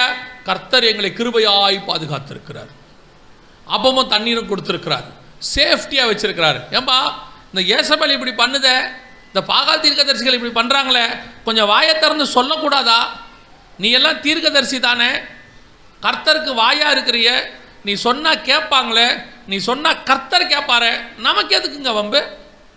நம்ம ஏன் அதெல்லாம் போய் பேசணும்? யாரோ என்னமோ செஞ்சுட்டு போகிறாங்க, நான் உண்டு ஏன் வேலை உண்டு, இப்படி ஒரு குரூப் இருக்குது. இது 2வது ஆவிக்குரிய சுபாவம். இவங்க யார் தெரியுமா? எந்த வம்பு தும்புக்கும் போக வேணான்னு நினைக்கிறவங்க. எது வம்பு தும்பு? ஒருத்தர் சத்தியத்தை விட்டு விலகும் போது, சபை சத்தியத்தை விட்டு விலகும் போது, அல்லது விசுவாசிகள் கர்த்தரை விட்டு விலகும் போது அதை கண்டிக்காமல் அதை சகிச்சுக்கிட்டு அதை ஏற்றுக்கொண்டு இவங்க அதில் ஈடுபட மாட்டாங்க. நான் போகிறதில்ல. கேட்டு பாருங்க, என்ன அந்த உங்கள் விசுவாசி இப்படிலாம் செய்கிறாங்களே, நாம் சொன்னாலும் அவங்க கேட்க மாட்டாங்க. அப்புறம் நான் போகிறதில்ல, அவங்க எப்படியோ போட்டோம், நமக்கு என்ன? இது இன்னொரு குரூப் இருக்குது, கெபியில் போய் மறைஞ்சு கொள்கிற குரூப். இவங்களை பொறுத்த வரைக்கும் ஜீவன் பாதுகாக்கப்படணும், இவங்களுக்கு பொறுத்த வரைக்கும் அப்பமும் தண்ணீரும் கிடைக்கணும். இப்படி ஒரு குரூப் இருக்குது. இந்த குரூப்பு ஏசபேல் கூட இருக்காது, அவ்வளோதான். இவங்களை பொறுத்த வரைக்கும் ஒரு நல்லது என்ன? நாங்கள் அந்த பாவத்துக்கு உடன்படவில்லை. சரி, சத்தியத்தை என்னும் அரைக்கட்சியை கட்டுனீங்களா? அது கட்ட மாட்டோம், அது கொஞ்சம் லூஸாக தான் இருக்கும். அதை நாங்கள் வச்சுருப்போம், ரிலாக்ஸாக உட்காந்துருப்போம். அப்பமும் தண்ணீரும் சாப்பிட்டு நல்லா ரெஸ்ட் எடுத்துகிட்டு சோத்திரம் சோத்திரம் சோத்திரம் சோத்திரம் சோத்திரம்னு இருப்போம். ஏங்க இவ்வளோ பிரச்சனை வருது, நமக்கு என்ன? கர்த்தருக்கு தெரியாததா, அவருக்கு தெரியாததா? அப்புறம் கர்த்தருக்கு தெரியாததானா ஏன் சுவிசேஷம் சொல்கிறதுக்கு நம்மளை செலக்ட் பண்ணுறாரு? கர்த்தருக்கு தெரியாததானா ஏன் சத்தியத்தை நம்ம கையில் கொண்டு வந்து கொடுக்குறாரு? கர்த்தர் பேசத்தானே சொல்கிறாரு. ஆண்டவர் எந்த இடத்துல ஆண்டவர் பேச வேணாம்னு சொன்னாரா? எசேக்கியேலை பார்த்து சொல்கிறாரு, நீ சொல்லுகிறதை இவர்கள் கேட்க மாட்டார்கள், ஆனாலும் என்ன செய்ய சொல்லுங்கிறார். அதான் ஆண்டவர் சொல்கிறது. பவுலை பார்த்து சொல்கிறார், அடித்தான் ஒத்தச்சான் எல்லாம் பண்ணுறான். ஆண்டவர் சொல்கிறார், பயப்படாத, தைரியமாய் பேசு, இந்த பட்டணத்தில் எனக்கு அநேகர் உண்டு. கர்த்தர் என்ன சொல்கிறாரு? நடக்கிறது நடக்கும், பேச வேண்டியது உன் பொறுப்பு, சத்தியத்தை சொல்ல வேண்டியது உன் பொறுப்பு. ஒரு சிலர்லாம் இருக்கிறாங்க, அவங்க எந்த வம்பு தும்புக்கும் போகாத அப்படியே அமைதியான ஆட்கள். சபையில் ஏதாவது நடந்தால் கூட சொல்ல மாட்டாங்க. என்ன சொல்லுவாங்க தெரியுமா? ஆண்டவர் பார்த்து பாருங்க, நமக்கு என்ன அந்தவும், நம்ம எதுக்கு சர்ச்சுக்கு போகிறோம்? ஆராதனைக்கு போகிறோம், ஆராதிச்சோமா, சோத்திரம் பண்ணோமா, வீட்டுக்கு வந்துட்டோம், ஓகே ரைட் ஃபைன். நீங்கள் யார்? கெபியில் இருக்கிறவங்க. உங்களுக்கு என்ன வேணும்? அப்பமும் தண்ணியும். நம்ம குடும்பத்துக்கு நல்ல சாப்பாடு தண்ணி கிடைக்குதா? நல்ல நம்ம நிம்மதியாக போயிட்டு வந்துட்டு இருக்கிறோமா? சோத்திரம் சோத்திரம் பிரைஸ் எல்லாம். என்னையா இப்படி நடக்குதே, கேட்க மாட்டியா? நான் கேட்க மாட்டேன், எனக்கு அந்த வேலை கிடையாது, கர்த்தர் அந்த வேலையை எனக்கு கொடுக்கவில்லை. அப்படி ஒரு குரூப் இருக்கு. பைபிள் முழுக்க பாருங்க, இப்படி ஒரு குரூப் இருந்துக்கிட்டே இருக்கும். ஓடி ஒளிஞ்சுக்கும், மறைஞ்சுக்கும். ஆண்டவர் நியாய தீர்ப்புக்கு வரும்போது இவங்க எங்கே போய் மறைஞ்சிருப்பாங்கன்னு தெரியாது. இவங்களை பற்றி ஆண்டவர் பேசவே இல்லை.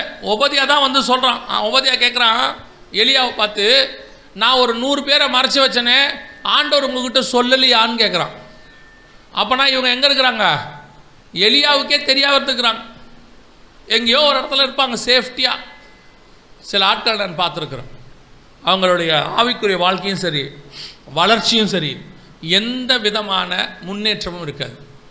அதே நேரத்தில் அவங்களுக்கு தேவையான அளவுக்கு வசதியாக இருப்பாங்க, அதுலேயே அவங்க திருப்தி ஆகிடுவாங்க. கேட்டால் சொல்லுவாங்க, போதும் என்ற மனதுடன் கூடிய தெய்வ பக்தியே அது உலக காரியத்துக்கு ஆண்டவர் சொன்னால், இவங்க ஆவிக்குரிய காரியத்துக்கு அதுக்கு எடுத்துப்பாங்க. அவங்க அதை ஆவிக்குரிய விதத்தில் எந்த விதமான ஒரு வளர்ச்சி இருக்காது.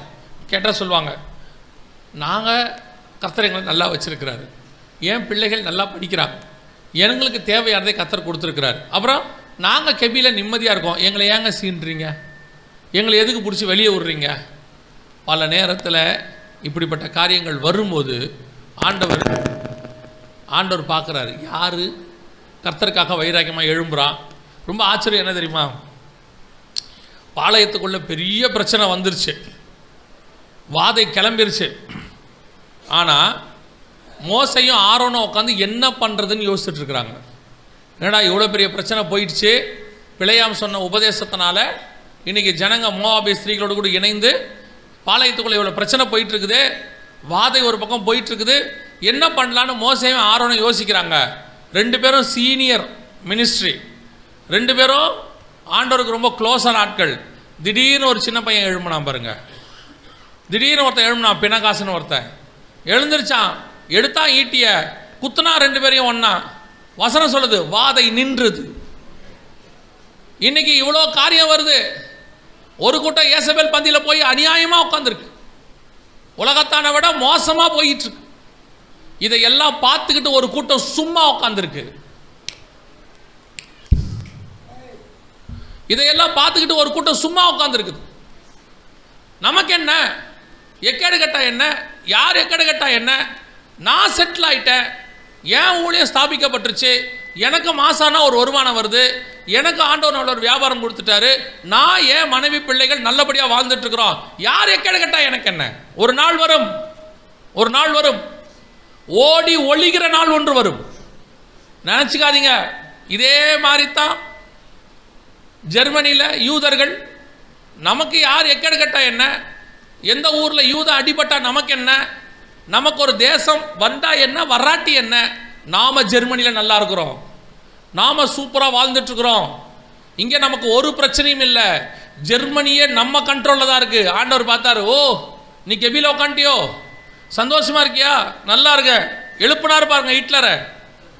யோசேப்பை அறியாத ராஜா ஒருத்தன் வந்தான்ற மாதிரி யூதர்களுக்கு எதிரான ஒரு ஆளை எழுப்பி விட்டாரு. 8 வருஷம் 60 லட்சம் பேரை கொண்டு குவிச்சிட்டான். ஓடு ஓடுன்னு ஓட்டம், அடிச்சு பிடிச்சி ஓடி சுயதேசத்துக்கு போனாங்க. இன்னைக்கு அப்படி ஒரு கூட்டம் இங்கே உட்காந்துருக்குது.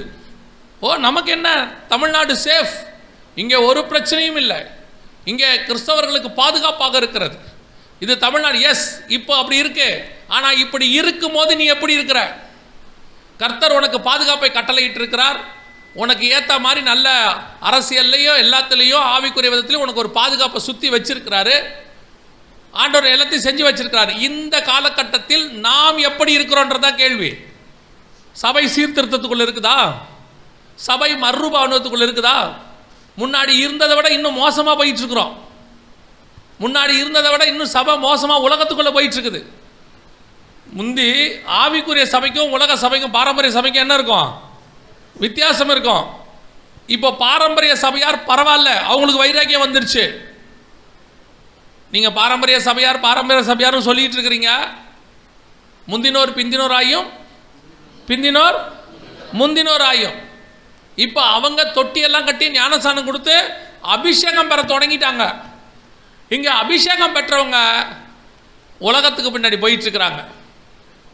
தீனால் தேசத்தை சுற்றி பார்க்கும்படி போய் சோரம் போனால்ன்ற மாதிரி இன்னைக்கு ஆவிக்குரியவங்களாம் தேசத்தை சுற்றி பார்க்க தொடங்கிட்டாங்க, உலகத்துக்கு பின்னாடி போயிட்டாங்க. அதனுடைய விளைவு என்ன? நீங்கள் கெபி நினச்சிட்டு இருக்கிறீங்க, நான் கெபியில் இருக்கிறேன், ஏசபேலுக்கு எனக்கு தெரியாது. வேலைக்கு அப்பமும் தண்ணீரும் ஒரு மகாராசா கொண்டு வந்து கொடுக்குறான்.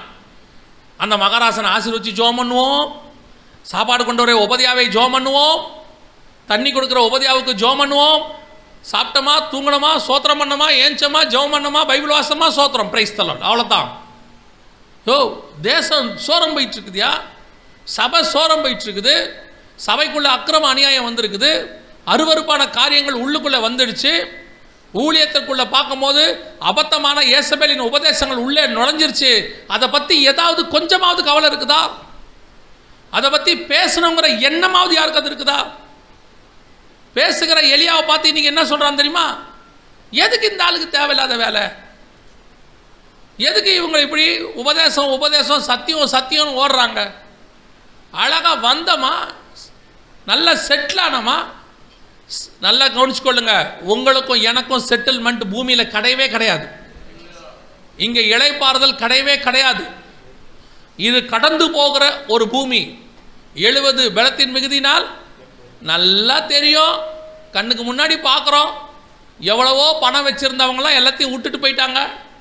கோடி கணக்கில் வச்சுருந்தவங்க ஒரு பைசா எடுக்காமல் சேர்த்து போயிட்டாங்க. அது ஊழியக்காரனும் சரி உலகத்தானும் சரி. இவ்வளோத்தையும் பார்க்குறீங்க, இன்னும் உங்களுக்கு அந்த உலகத்தினுடைய ஆசை போக மாட்டேங்குது. எப்படியாவது நாம் சேஃபாக இருந்துக்கணும், பத்திரமா இருந்துக்கணும். நம்ம எதுக்கு அதெல்லாம் பேசணும்? மணிப்பூரில் அடிக்கிறாங்க, யார் பேசுனா? இங்கே யார் கேட்குறாங்க? பயம். மணிப்பூரில் அடிக்கிறத பற்றி இங்கே பேசினா நம்ம ஊழியத்தை ஏதாவது குறி வச்சுருவாங்களோ, நம்ம மினிஸ்ட்ரியை ஏதாவது தாக்கிடுவாங்களோ, இல்லை நம்ம மினிஸ்ட்ரியை அப்படியே கார்னர் பண்ணிடுவாங்களோ. நமக்கு எதுக்கு?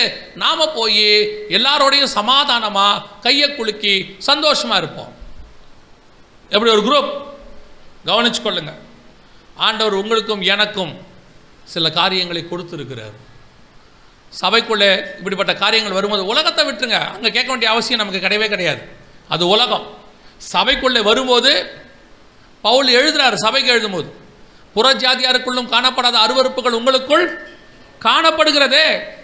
நான் வரும்போது இப்படிப்பட்ட காரியங்கள் இருந்தால் நான் அன்போடு வர வேண்டுமா பெரம்போடு வர வேண்டுமா என்பதை நீங்கள் தான் முடிவு செய்யணும். ஏன்னா அவனுக்கு சொல்கிறான், சபையை பற்றின வைராக்கியம் எனக்குள் இருக்கிறது. அந்த வைராக்கியம் வேணும். சபைன்னா இப்படி தான் இருக்கணும்.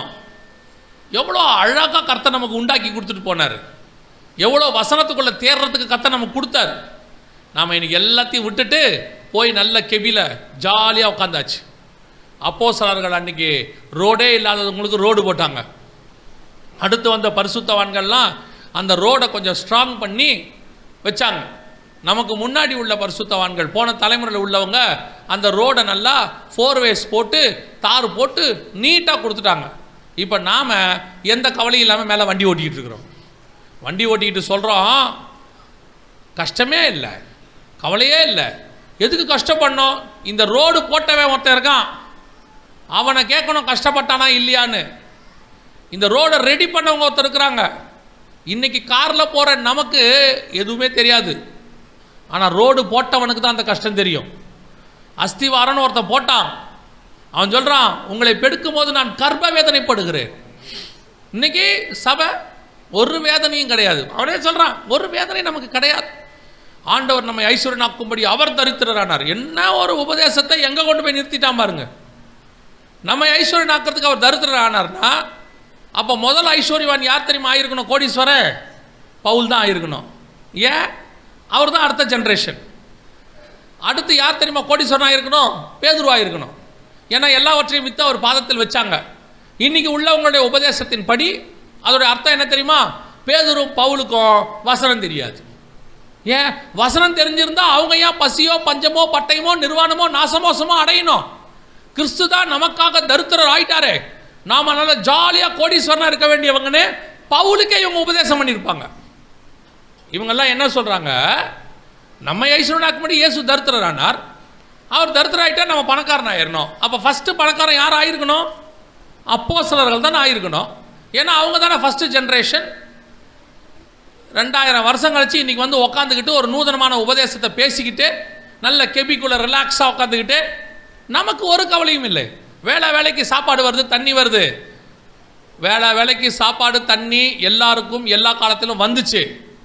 கர்த்தர் ஒரு நாள் அளந்து பார்த்தார், கொஞ்சம் இவங்களை ஓட விட்டா தான் திருந்துவான்னு சொல்லி அன்னைக்கு அப்பமும் தண்ணியும் நல்லா கிடச்ச எத்தனையோ பேர் இன்றைக்கி கிடைக்காம ஓடிக்கிட்டு இருக்கிறான்.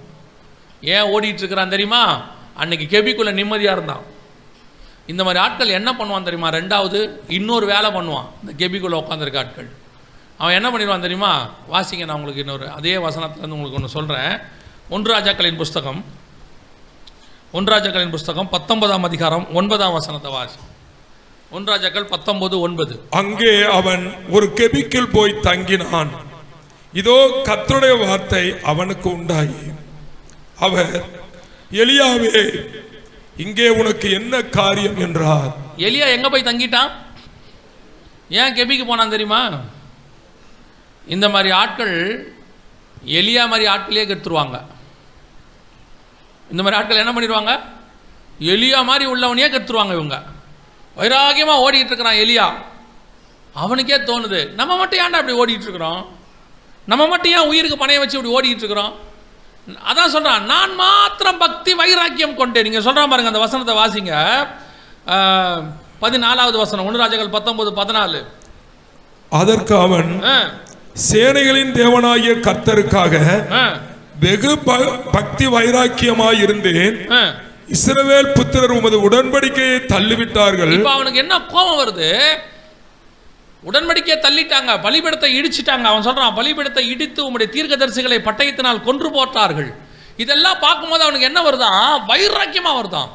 என்னடா இப்படி பண்ணி தொலைகிறீங்க? ஏன்னா இது இஸ்ரவேலா என்னடா? இல்லை நியாயப்பிரமாணத்தை கை கொள்ள வேண்டியவங்களாம் எங்கடா போனீங்க? இப்படி நாசம் பண்ணிட்டு திரிறீங்களேடா அப்படின்னு சொல்லி பக்தி வைராக்கியம் எலியாவுக்கு வருதான். இந்த எலியா வைராக்கியமா பேசி பேசி பேசி இந்த கெபிக்குள்ள இருக்கிறவன் என்ன சொல்லுவான் தெரியுமா? எதுக்கு இந்த ஆள் இப்படி கட்டி திரிகிறான்? என்னமா இந்த ஆள் மட்டும்தான் சத்தியத்தை காப்பாற்றுற மாதிரி, இவன் மட்டும்தான் ஆண்டவருக்கு வைராக்கியம் பாராட்டுற மாதிரி ஞானமா நடந்துக்கணும். ஏசபேல் வரும்போது அமைதியாக இருந்துடணும். ஏசபேல் ஆட்சி ஒரு நாள் போகும். நம்மெல்லாம் ஜோம் பண்ணிக்கிட்டு இருக்கிறோம் எலெக்ஷனுக்கு. ஏசபேல் ஆட்சி போய் நம்ம எதிர்பார்க்குற மாதிரி நல்ல ஆட்சி ஒன்று வரும். அப்பொழுது நாம் நல்லபடியாக பேசலாம், கெபிக்குள்ள வெளியே வந்துடலாம். அது வரைக்கும் நம்ம எப்படி இருக்கணும்? வாயை மூடிக்கிட்டு கெபிக்குள்ள உட்காந்துக்கணும். ஆலோசனை கொடுக்குற கூட்டம். இது ஒரு நாள் என்ன ஆகுது தெரியுமா? இந்த வைராக்கியமாக ஓடிக்கிட்டு இருக்கிற எலியாவுக்கே தோணுது, ஏண்டா வைராக்கியமாக பேசி பேசி இப்படி ஊர் ஊராக ஓடிக்கிட்டு இருக்கிறோம். வனாந்தரத்துக்கு பெயர் சபாவுக்கு ஓடுறோம், எகிப்து ஓரேபுக்கு ஓடுறோம், துரத்துறானுங்க. எதுக்கு இப்படி? பேசாமல் நாமளும் என்ன செஞ்சிருவோம்? ஒரு கெபிக்குள்ளே போய் ரெஸ்ட் எடுத்துருவோம். எதுக்கு நமக்கு மட்டும் இப்படி ஒரு ஆவிக்குரிய வாழ்க்கை? ஏன் நாம் மட்டும் வைராக்கியம்? ஏன் நாம் மட்டும் வசனத்தை பிடிச்சிக்கணும்னு ஒரு எண்ணம்? ஏன் நாம் மட்டும் இப்படி கத்திக்கிட்டு இருக்கணும்? இப்படி கத்துறதுனால என்ன பிரயோஜனம்? அவன் கெபிக்குள்ளே நல்லா செட்டில் ஆகிட்டான், அவனுக்கு அப்பமும் தண்ணியும் நல்லா கிடைக்குது, அவன் பாட்டு நம்மளை பார்த்து நக்கல் பண்ணி திரிகிறான்.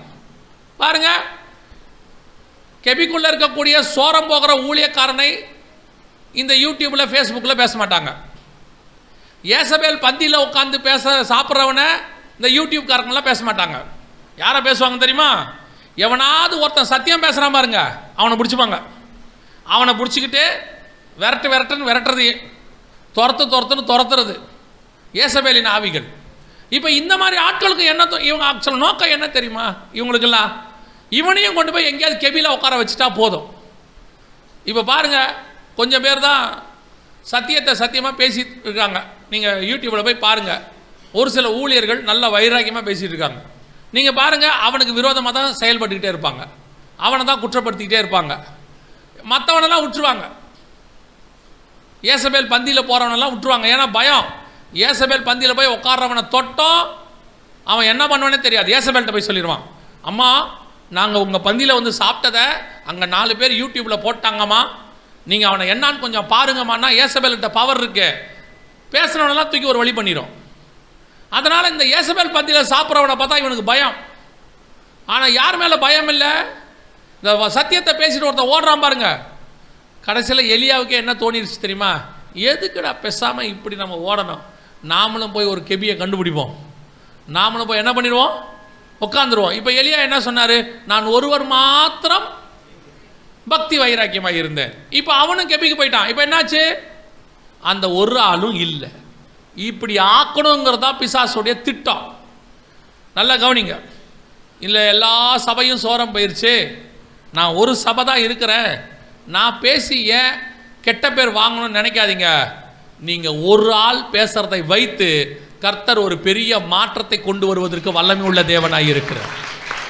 நீங்களும் கெபிக்குள்ள போயிடாதீங்க, நீங்களும் பயப்படாதீங்க, சத்தியத்தை பேசுறதுக்கு ஒரு நாளும் பயப்படாதீங்க. இது உள்ளதை உள்ளதென்றும் இல்லதை இல்லதென்றும் சொல்லுங்கள். மிஞ்சினது என்னவா இருக்கும்? பாவமாக இருக்க போது அவன் பார்த்துக்கு போகிறார் மிச்சத்தை ஆண்டவர். நம்ம வேலை என்ன? இதான் கரெக்ட், இது தப்பு. இப்படி ஒரு காரியம் உள்ளே வருதா? ஆரம்பத்தில் சில காரியங்களை குறித்து பாரம்பரியமாக ஃபாலோ பண்ணக்கூடியதான சபைகளில் செய்யப்படுகிற காரியங்களை குறித்து பேசும்போது சர்க்குலர் அனுப்புனாங்க. என்ன சர்க்குலர்? நான் சொல்கிறது 20 வருஷத்துக்கு முன்னாடி, 15 வருஷத்துக்கு முன்னாடி சர்க்குலர் அனுப்புனாங்க. என்ன அனுப்புனாங்க தெரியுமா? ஒரு டினாமினேஷனில் அனுப்புனாங்க. அவங்க சபைகள், அவங்கக்கிட்ட இருக்கிற சபைகளுக்கெல்லாம், எம்டி ஜெகனை நீங்கள் தயவு செய்து அவரை ஏற்றாதிருங்கள், அவர் பண்டிகைகளை குறித்தும் நம்முடைய பாரம்பரிய முறைமைகளை குறித்தும் தவறாக பேசுகிறார் அப்படின்னு சொல்லி. நான் சொன்னேன், நான் தவறாக பேசலை, ஒருவேளை நான் தவறாக பேசினேன்னா எது சரின்னு சொல்லுங்கள், அதை பேசுகிறேன்னு. இன்னை வரைக்கும் யாரும் எதையும் சரின்றதை சொல்லவே இல்லை. கிறிஸ்மஸ் 25ஆம் தேதி இல்லைன்னு சொன்னேன், இயேசு 25ஆம் தேதி பிறக்கலைன்னு சொன்னேன். ஓ, நீங்கள் என்ன அப்படி சொல்கிறீங்க? இயேசு 25ஆம் தேதி பிறக்கலைன்றீங்க, நீங்கள் அப்படிலாம் பேசக்கூடாது, நீங்கள் தப்பாக சொல்கிறீங்க. சரி, நான் தப்பு. எப்போ பிறந்தார்? இல்லை 25 இல்லைன்னு எங்களுக்கும் தெரியும். அப்புறம் எப்போ பிறந்தார்? என்னைக்கோ ஒரு நாள் பிறந்தார் தானே. இது என்ன கதை? என்னைக்கோ ஒரு நாள் பிறந்தார் தானே, அதை என்னைக்கோ ஒரு நாள் கொண்டாட வேண்டியது தானே. ஏன் 25 கொண்டாடுறீங்க? என்னை பொறுத்த வரைக்கும் கிறிஸ்து டெய்லி நமக்குள்ளே பிறக்கிறார். நம்மை பொறுத்த வரைக்கும் எல்லா நாளும் கிறிஸ்மஸ் தான், எல்லா நாளும் சந்தோஷமான நாள் தான், எல்லா நாளும் பண்டிகை தான்.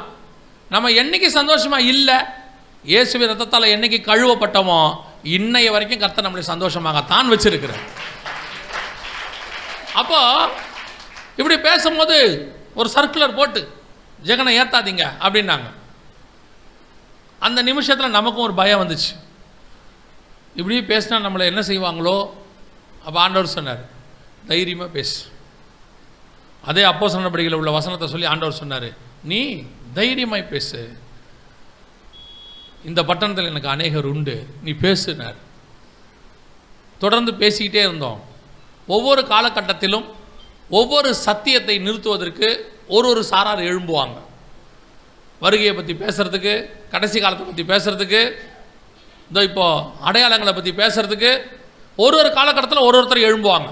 எதுக்கு இவர் கடைசி காலத்தை பற்றி பேசுகிறார்? ஒரு பெரிய பணக்காரர் வந்து என்ன கேட்டார், தனியாக உட்காந்து பேசிகிட்டு இருக்கும்போது, ஏன் பிரதர், இயேசு இன்னும் முதலாவது வந்ததே நிறைய பேருக்கு தெரில, இப்போ எதுக்கு ரெண்டாவது வர்றாருன்னு சொல்லணும்? நம்ம ஏன் முதல்ல வந்ததை போய் சொல்லக்கூடாது அப்படின்னார். அப்போ இயேசு என்ன பண்ணியிருக்கணும்? முதல்ல போய் எல்லாத்தையும் சொல்லுங்கள், நான் ரெண்டாவது வர்றதை பற்றி பின்னாடி உங்களுக்கு சொல்கிறேன், இப்போ மட்டும் போய் முதல்ல வந்ததை மட்டும் சொல்லுங்கன்னு சொல்லிட்டு போயிருக்கணும். அவர் எதுக்கு ரெண்டாவது வர்றதை சொல்லிட்டு போனார்?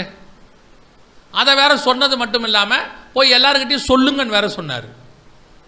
அது மட்டும் இல்லாமல் ஆயத்தப்படுங்கன்னு வேற சொன்னார். அது மட்டும் இல்லாமல் ஆயத்தப்படுத்துங்கன்னு வேற சொன்னார். அப்படியே நூதனமாக வந்து கேட்டார், ஏன் ரெண்டாவது வருகை நீங்கள் சொல்கிறீங்க, முதலாம் வருகை மட்டும் சொன்னால் என்னன்னு? ஆண்டவர் என் மூலிமா ஒரு காரியத்தை உணர்த்தினார். நான் சொல்லிட்டேன், நான் என்ன பேசணும், நான் என்ன பேசக்கூடாதுன்னு எனக்கு யார் சொல்லணும்? ஆவியானவர் தான் சொல்லணும், வேறு யாரும் சொல்லக்கூடாதுன்னு சொன்னேன். இவங்க என்ன நம்மளை டைரக்ட் பண்ணுறது? தப்பு இருந்தால் சொல்லுங்கள், சரி பண்ணிக்கலாம், ஒரு தப்பு கிடையாது. இங்கே யாரும் பர்ஃபெக்ட் கிடையாது. நீ இதை தான் பேசணும், இதை பேசக்கூடாது, இந்த மாதிரி தான் பேசணும், யாரையும் சொல்ல முடியாது. ஆவியானவர் என்ன பேசுகிறாரோ அந்த சபைக்கு அதை தான் ஆவியானவர் பேசுவார். இன்றைக்கி ஒரு கூட்டம் இருக்குது, பேசுகிறவனை தடுக்கிற கூட்டம், பேச விடாமல் தடுக்கிற கூட்டம். ஒவ்வொரு காலகட்டத்தில் ஒரு குரூப் எழும்புவாங்க. ஆரம்பத்தில் ஃபஸ்ட்டு மீட்டிங் போனேன். போகும்போது வெளிப்படுத்தின விசேஷத்தை எடுத்த உடனே ஒரு 55 வயசு உள்ள ஒரு ஊழியக்காரர் எழுப்பினார். அவருக்கு வெளிப்படுத்தின விசேஷம் புரியல. நம்ம என்ன செய்ய முடியும்? எனக்குமே கொஞ்சம் தான் தெரியும். அதை ஆண்டவர் சொன்ன உடனே ஏஞ்சார், இந்த தம்பி ஏதோ தப்பாக பேசுதுப்பா, மைக்கை வாங்குங்க. பேசிக்கிட்டு இருக்கும்போது சொன்னார், மைக்கை வாங்குங்கன்னார். நான் சொன்னேன், நான் பேசி முடிச்சிடுறேன், முடித்த பிறகு உங்களுக்கு என்ன சந்தேகம்னு கேளுங்க, நான் எக்ஸ்பிளைன் பண்ணுறேன்னு. இல்லைப்பா, இந்த தம்பி பேசுகிறத நான் ஏஞ்சி போயிடுவேன், யாரையாவது மைக் வாங்குங்கன்னார். ஒருத்தர் ஏஞ்சி வந்து மைக்கை வாங்கிட்டார். அந்த நேரத்தில் ஒரு ஊழியக்காரர் எனக்காக வைராக்கியம் பாராட்டினார். ஆண்டவர் எழுப்பினார். அவர் ஏஞ்சி சொன்னார், இந்த தம்பியை நான் தான் கூப்பிட்டு வந்தேன், நீங்கள் சத்தியத்தை கேட்க மாட்டேன்ட்டீங்க அப்படின்ட்டு, நீங்கள் வாங்க பிரதர் நம்ம போகலான்ட்டு கைப்பிடிச்சு கூப்பிட்டு வந்துட்டார். அன்றைக்கி ஆரம்பிச்சிச்சு எதிர்ப்பு. அன்றைக்கி அதுக்கப்புறம் வெளிப்படுத்தின விசேஷத்தை விட்டாங்க. அப்புறம் இதை பிடிச்சிக்கிட்டாங்க, ஃபெஸ்டிவல்ஸை. அப்புறம் அதை விட்டாங்க. கடைசி காலம்னு சொல்கிறத பிடிச்சிக்கிட்டாங்க. இவருன்னா கடைசி காலன்றாரு, இது கடைசி காலமே கிடையாது. பைபிள் அப்பயே சொல்லிருச்சு, 1 யோவான் 2:18, பிள்ளைகளே இது கடைசி காலமாக இருக்கிறதுன்னு அப்பயே சொல்லிருச்சு. அப்புறம் ஒரு குரூப் எழுப்புனாங்க. இப்படி ஒவ்வொரு காலகட்டத்திலும் ஒருத்தர் எழும்பி பேசுகிறதை தடுப்பார்கள். பேசாத, இதை பேசாத, அதை பேசாத. நம்ம நினைப்போம், ஐயோ இப்படி பேசுறதுக்கு பேசாமல் என்ன செஞ்சிடலாம், இவ்வளோ எதிர்ப்பு சம்பாதிக்கிறதுக்கு பேசாமல் என்ன செஞ்சிடலாம், நம்மளும் போய் மற்றவனை மாதிரி கெபியில் உட்காந்துக்கலாம், நம்மளும் போய் ஏதோ ஒரு ஊழியத்தை பண்ணிவிட்டு ஏதோ மாதம் வருமானத்துக்கு ரெடி பண்ணிட்டு 2500 ரூபாய் கொடுக்கக்கூடிய 2500 பேர் தேவை, 1000 ரூபாய் கொடுக்கக்கூடிய 1000 பேர் தேவைன்னு சொல்லிட்டு வரதை வாங்கி செட்டில் ஆகிருக்கலாம். கெபிக்குள்ளே போய் அப்பமும் தண்ணியும் கிடைக்குதுன்னு. ஆனால் ஆண்டவர் சொல்கிறாரு, ரொம்ப கேர்ஃபுல்லாக இரு, உன்னையும் கூப்பிட்டு கெபியில் உட்கார வச்சுருவான், கூப்பிட்டு அட்வைஸ் பண்ணுவான். இப்படிலாம் பண்ணாதீங்க தம்பி, இதெல்லாம் ரொம்ப நாள் ஓடாது. 20 வருஷம் ஓடிருச்சு. இன்னும் எத்தனை வருஷம் இருக்குன்னு தெரியாது. இருக்கிற வரைக்கும் கர்த்தருக்கு சித்தமானால் இப்படியே ஓட வேண்டும் என்று நான் விரும்புகிறேன். அவ்வளோதான். இந்த குரூப் இருக்குது, கெபியில் உட்காந்துக்கும், இதுவும் பேசாது. ஆனால் இவங்ககிட்ட என்ன நல்ல குணம், ஏசபேல் பந்திக்கு போக மாட்டான், அங்கே போய் உட்கார மாட்டான். அதுதான் இவங்ககிட்ட இருக்க ஒரே அட்வான்டேஜ். இன்னொரு அட்வான்டேஜ் என்ன, இவன் வேற சத்தியத்தையும் போய் யாருக்கிட்டையும் சொல்ல மாட்டான். நம்ம உண்டு, நம்ம வேலை உண்டு. கூடுமானா பேசுகிறவனை கூப்பிட்டு சொல்லுவாங்க, இப்படியெல்லாம் செய்யாதீங்க.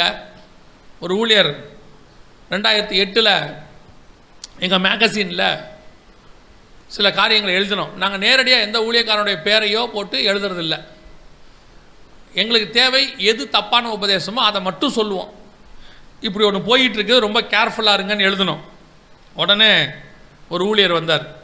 அவர் சொன்னார், நீங்கள் கொஞ்சம் காட்டமாக எழுதுறீங்க, கொஞ்சம் எழுத்த காட்டமாக எழுதாமல் குறைச்சிக்குங்க அப்படின்னாரு.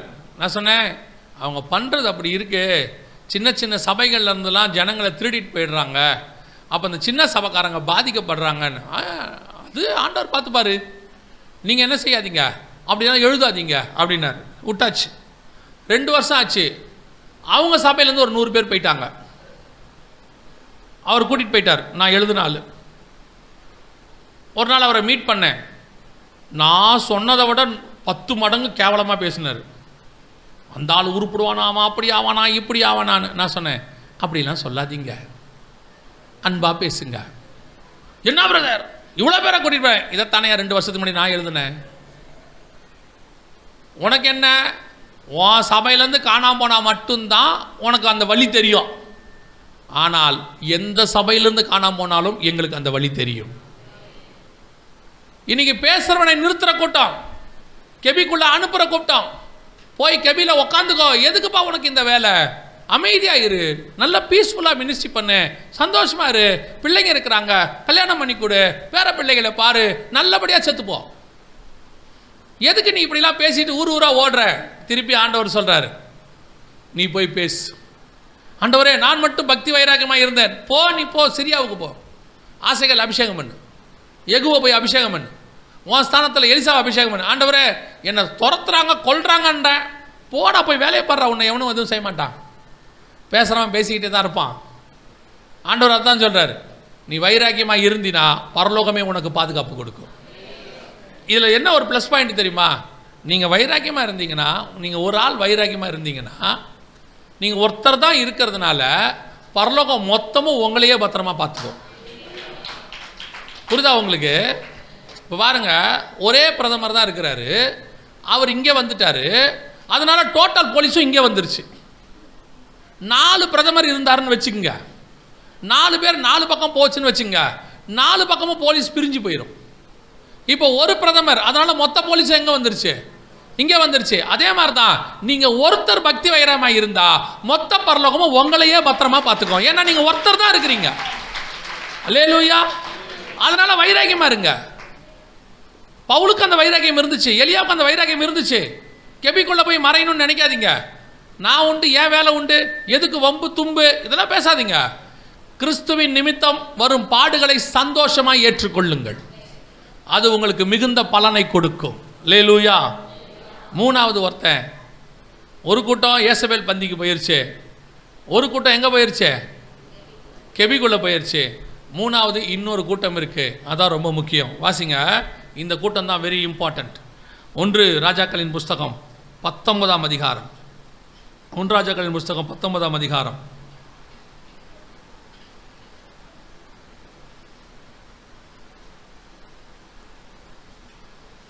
18வது வசனம் வாசி.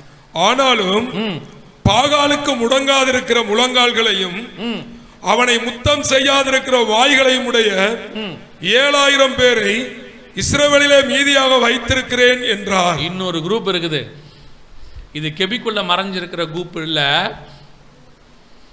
இது பாகாலுக்கு முன்பாக போய் உட்காந்து காம்ப்ரமைஸ் ஆகிறவங்க கிடையாது. இன்னொரு குரூப் இருக்கு. இவன் யார் தெரியுமா? எலியாவுக்கே தெரியாம கர்த்தர் தனக்கென்று வைத்திருக்கிற ஒரு 7000 பேர். எலியா சொல்றான், நான் மட்டும் தானே? இல்லை இல்லை, நீ மட்டும் இல்லை, உன்னை மாதிரி இன்னும் 7000 பேரை வச்சிருக்கிறேன். நீங்களும் நானும் அந்த 7000 பேரில் ஒருத்தர் தான். ஆண்டவர் சொல்கிறாரு, இவன் பாகாலுக்கு முன்பாக முழங்கால் படியிட மாட்டான், பாகாலை முத்தம் செய்ய மாட்டான், இவன் வைராக்கியம் உள்ளவன். இந்த 7000 பேர் எங்கே இருக்கிறான் தெரியாது. எங்கே வச்சிருக்கிறீங்க ஆண்டவரே? நான் வச்சிருக்கிறேன். ஒருவேளை உபதியா மறைச்சி வச்ச கெபியில் இருக்கிறவங்களோ கிடையாது. ஏன்? உபதியா மறைச்சி வச்சது 100 பேர் தான். கெபிக்கு 50 பேராக 100 பேரை மறைத்து வைத்தேன். ஆண்டவர் சொல்கிறாரு, நீ நினச்சிக்கிட்டு இருக்கிறியா நீ மட்டும்தான் இருக்கிறேன்னு? இல்லவே இல்லை. உன்னை மாதிரி இன்னும் 7000 பேர் இருக்கிறான். நமக்கு ஒரு வைராக்கியம் இருக்குது இல்லை, நம்மை விட 7000 மடங்கு வைராக்கியம் தேவனுக்கு உண்டு. நாம் ஒருத்தர் இருக்கிறோன்னா கர்த்தர் 7000 பேரை வச்சிருப்பார். சபை இயேசுவின் இரத்தத்தாலே கழுவப்பட்ட சபை. இந்த சபைக்கென்று கர்த்தர் கண்மலையின் வெடிப்புகளிலும் சிகரங்களின் மறைவிடங்களிலும் கர்த்தர் ஒரு கூட்டத்தை வச்சிருக்கிறாரு. அது 7000 பேர் இருக்கிற கூட்டம். இந்த கூட்டம் என்ன செய்யும்? என்ன வேணாலும் செய்யும். கர்த்தர் என்ன வேணாலும் அவங்கள வச்சு செய்வார். இவன் கர்த்தருடைய பாதுகாப்புக்குள்ளே இருக்கிறவன். உங்களுக்கு தெரியுமா, சில நேரங்களிலே கர்த்தர் இந்த 7000 பேரை கொண்டு பெரிய காரியத்தை செய்வார். இப்போ இந்த 7000 பேருடைய ரெவலேஷன் என்ன தெரியுமா? வெளிப்பாடு. இந்த 7000 பேர் யார் தெரியுமா? இப்போ இங்கே ஒரு கூட்டம்லாம் இருக்குதுல்ல, இதே மாதிரி கூட்டம், இந்த கூட்டம் அப்படியே பரலோகத்துக்கும் வரும். உதாரணமாக ஏசபேலோடு போனவங்க, சபையில் சோரம் போனவங்க பூமியில் நியாய தீர்ப்பு நடத்திடுவாங்க. அடுத்து நீதிமானாக இருந்து உண்மையாக இருக்கிற ஒரு குரூப் இருக்குது. இந்த குரூப்பு கர்த்தருக்கு முன்பாக போய் கண்ணாடி கடல்கிட்ட நின்று தேவனை ஆராதிக்கும். ஏசபேலுக்கு பயந்து ஓடி போய், ஆனால் ஏசபேலை வணங்காமல் அந்த காலகட்டத்திலேயே உண்மையாக இருந்தவங்க. இவங்க ஒரு குரூப்பு கண்ணாடி கடல்கிட்ட 15:2 இருக்கும். ஆனால் இந்த 7000 பேர் இருக்கிற குரூப் யார் தெரியுமா? இவர்கள் தான் வெளிப்படுத்தின விசேஷம் 7ஆம் அதிகாரம் 9ஆம் வசனத்தில் சிங்காசனத்திற்கு முன்பாக இருக்கிற குரூப். இவங்க போகும்போது அங்கே இருக்கிற தீர்க்கதரிசி கேட்குறாரு, யார்? யோவான் கேட்குறாரு, ஆண்டவரே இவர்கள் யார், எங்கிருந்து வந்தார்கள்? அந்த கேள்வி தான் ரொம்ப முக்கியம். வெளிப்படுத்தின விசேஷம் 7ஆம் அதிகாரம் 13வது வசனம் வாசிங்க. அப்பொழுது மூப்பர்களில் ஒருவன் என்னை நோக்கி, வெள்ளை அங்கிகளை தரித்திருக்கிற இவர்கள் யார், எங்கே இருந்து வந்தார்கள் என்று கேட்டான். அதற்கு நான், ஆண்டவனே அது உமக்கே தெரியும் என்றேன். அப்பொழுது அவன், இவர்கள் மிகுந்த உபத்திரவத்திலிருந்து வந்தவர்கள், இவர்கள் தங்கள் அங்கிகளை ஆட்டுக்குட்டியானுடைய இரத்தத்திலே தோய்த்து வெளுத்தவர்கள். யோவானுக்கு ஒன்று தெரியுது, 24 மூப்பர் இருக்காங்க, 4 ஜீவன்கள் இருக்குது, கண்ணாடி கடல்கிட்ட ஒரு குரூப் இருக்குது. இதெல்லாம் அந்தி கிறிஸ்துவுக்கு முழங்கால் படிக்கிட்ட அந்த குரூப்பு, ஜெயம் பெற்றவர்கள். அவனை பலிபடுத்துக்கிட்ட ஒரு குரூப் இருக்குது. இவங்கெல்லாம் பழைய ஏற்பாட்டு பரிசுத்தவான்கள். ஆனால் திடீர்னு ஒரு குரூப் நிற்கிதே இப்படி சிங்காசனத்துக்கிட்ட, வெள்ளை அங்கிகளை தரிச்சுக்கிட்டு கையில் குருத்தோலையை பிடிச்சிக்கிட்டு ஒரு குரூப் நிற்கிதே. இவங்க யாராக இருக்கும்? எங்கிருந்து வந்தாங்க? தூதன் கேட்குறான் யோவானை பார்த்து, இவர்கள் யார், எங்கிருந்து வந்தார்கள்? யோவான் நினச்சிப்பார், அப்போஸ்தலர்கள் நாங்கள் 12 பேர், அதில் ஒருத்தன் சோரம் போயிட்டான், சரி அதை விட்டுருவோம். இவங்கெல்லாம் அந்தி கிறிஸ்துவுக்கு கீழே ஜெயிச்சு முத்திரையை போடாமல் வந்தவங்க, அது ஓகே, அதுவும் தெரியுது. இவர்கள் யார்? ஆண்டவர் சொல்கிறாரு, இவர்கள் தான் நான் மறைத்து வைத்திருந்த 7000 பேர். இவங்க எங்கேருந்து வந்தாங்க? ஆனால் 7000 பேர் இல்லை, அதுக்கு அடையாளமாக இருக்கிறவங்கன்னு சொல்கிறேன். ஏன்னா இங்கே எண்ணி முடியாத திரளான கூட்டமாகிய ஜனங்கள்னு இருக்குது. ஒரு குரூப்பை கர்த்தர் என்னைக்கும் தனக்கென்று மறைத்து வைத்திருக்கிறார். ஒரு கூட்டத்தை கர்த்தர் என்னைக்கும் தனக்கென்று வைத்திருக்கிறார். நம்ம நினச்சிப்போம் நம்ம மட்டும்தான். ஆண்டவர் சொல்வார், உனக்கே தெரியாமல் உன் ஊரில் கொஞ்சம் பேரை நான் எனக்குன்னு வச்சிருக்கிறேன். ஏசாயா புஸ்தகத்தில் 5ஆம் அதிகாரத்தில் சொல்லுவார், தோட்டத்தை வேலி எடுத்து எல்லாம் பண்ணிட்டேன், ஆனால் பின்பறிப்புக்கு என்று கொஞ்சம் பழங்களை நான் விட்டு வைப்பேன். எல்லா காலகட்டத்திலும் கர்த்தர் தனக்குன்னு ஒரு குரூப்பை வச்சிருப்பார். ஒரு குரூப் அங்கே நிற்கும். இவன் கர்த்தருக்கென்று வைராக்கியம் உள்ளவன்.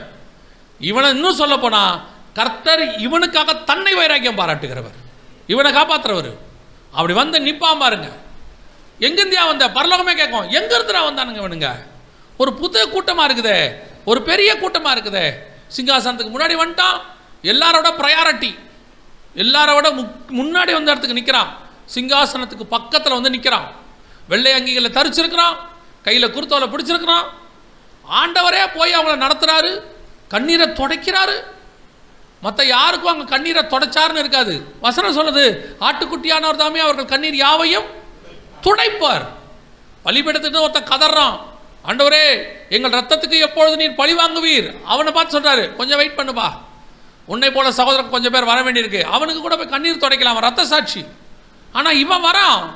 இவன் வந்த உடனே வசனம் சொல்லுது, ஆட்டுக்குட்டியானவர் தாமே அவர்கள் கண்ணீர் யாவையும் துடைப்பார். அவனுக்கு ஒரு புது ட்ரெஸ், வெள்ளை அங்கி.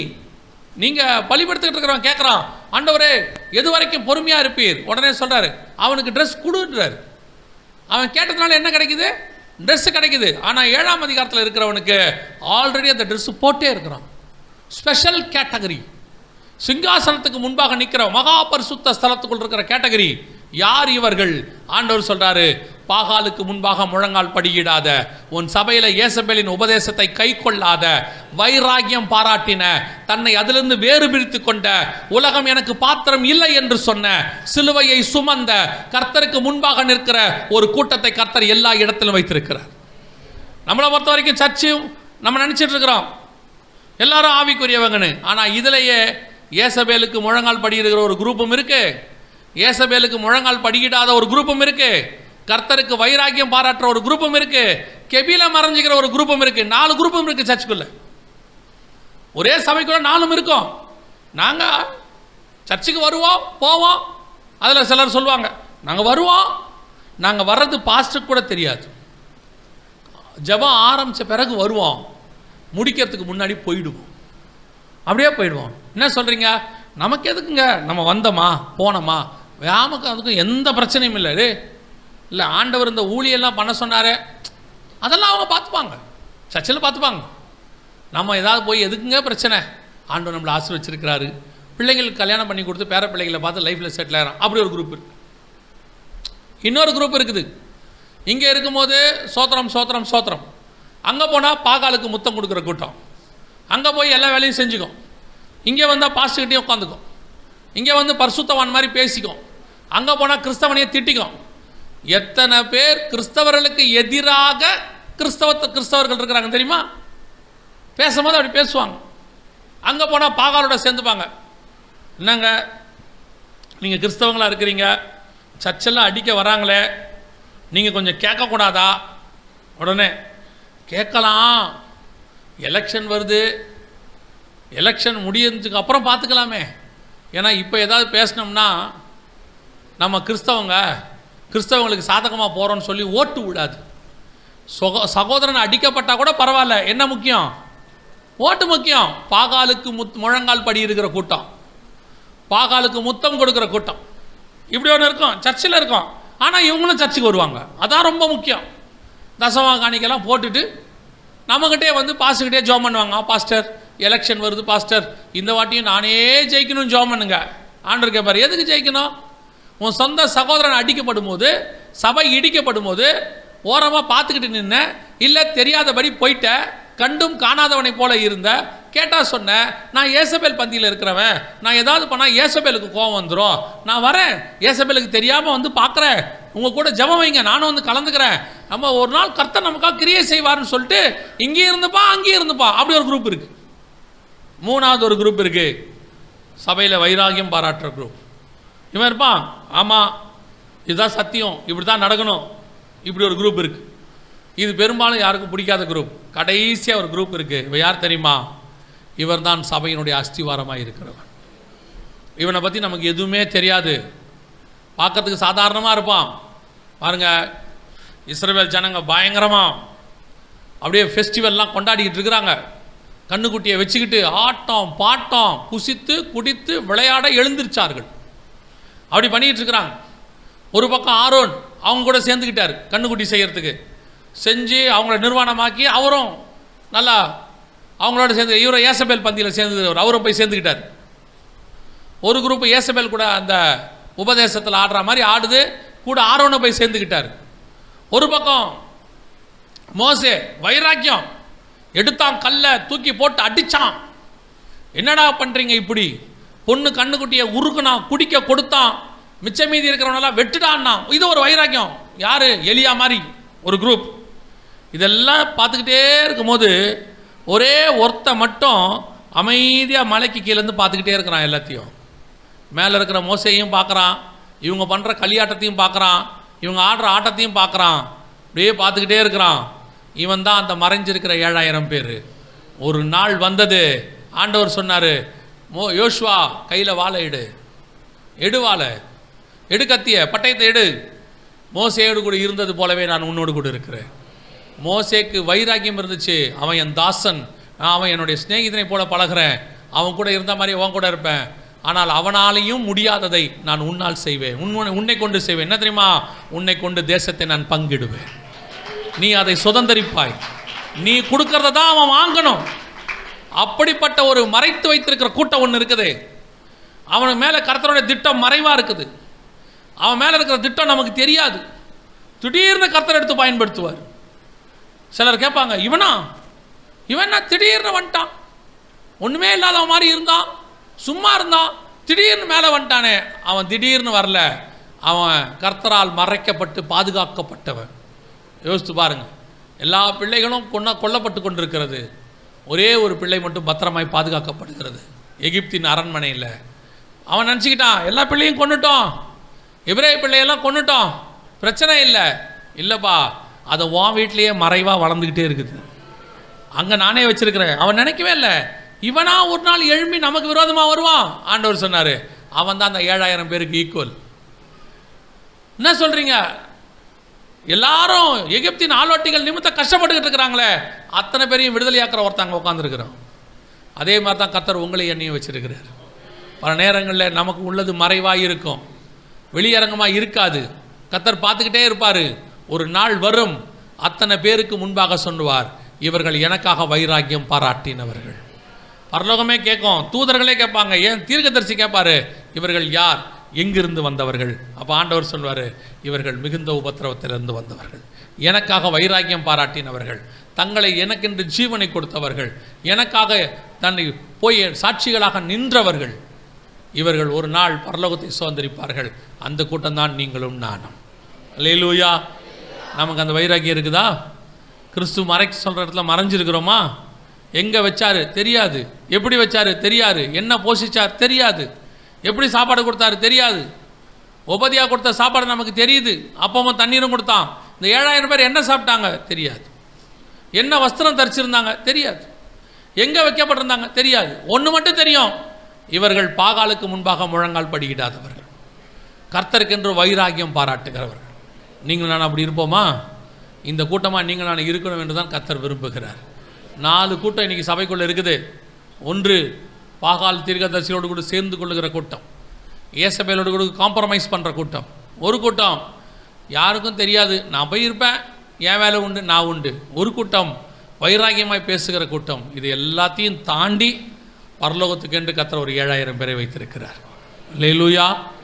4 கூட்டத்தில் நம்ம எந்த கூட்டத்தில் இருக்கிறோன்றது தான் முக்கியம். உங்களை நீங்களே ஆராய்ந்து பாருங்கள். நாம் ஜெபிக்க போகிறோம். ஏந்திரிக்கலாமா? நம்ம எல்லோரும் தெய்வ சமூகத்தில் நம்ம எல்லாம் ஏந்திரிப்போம்.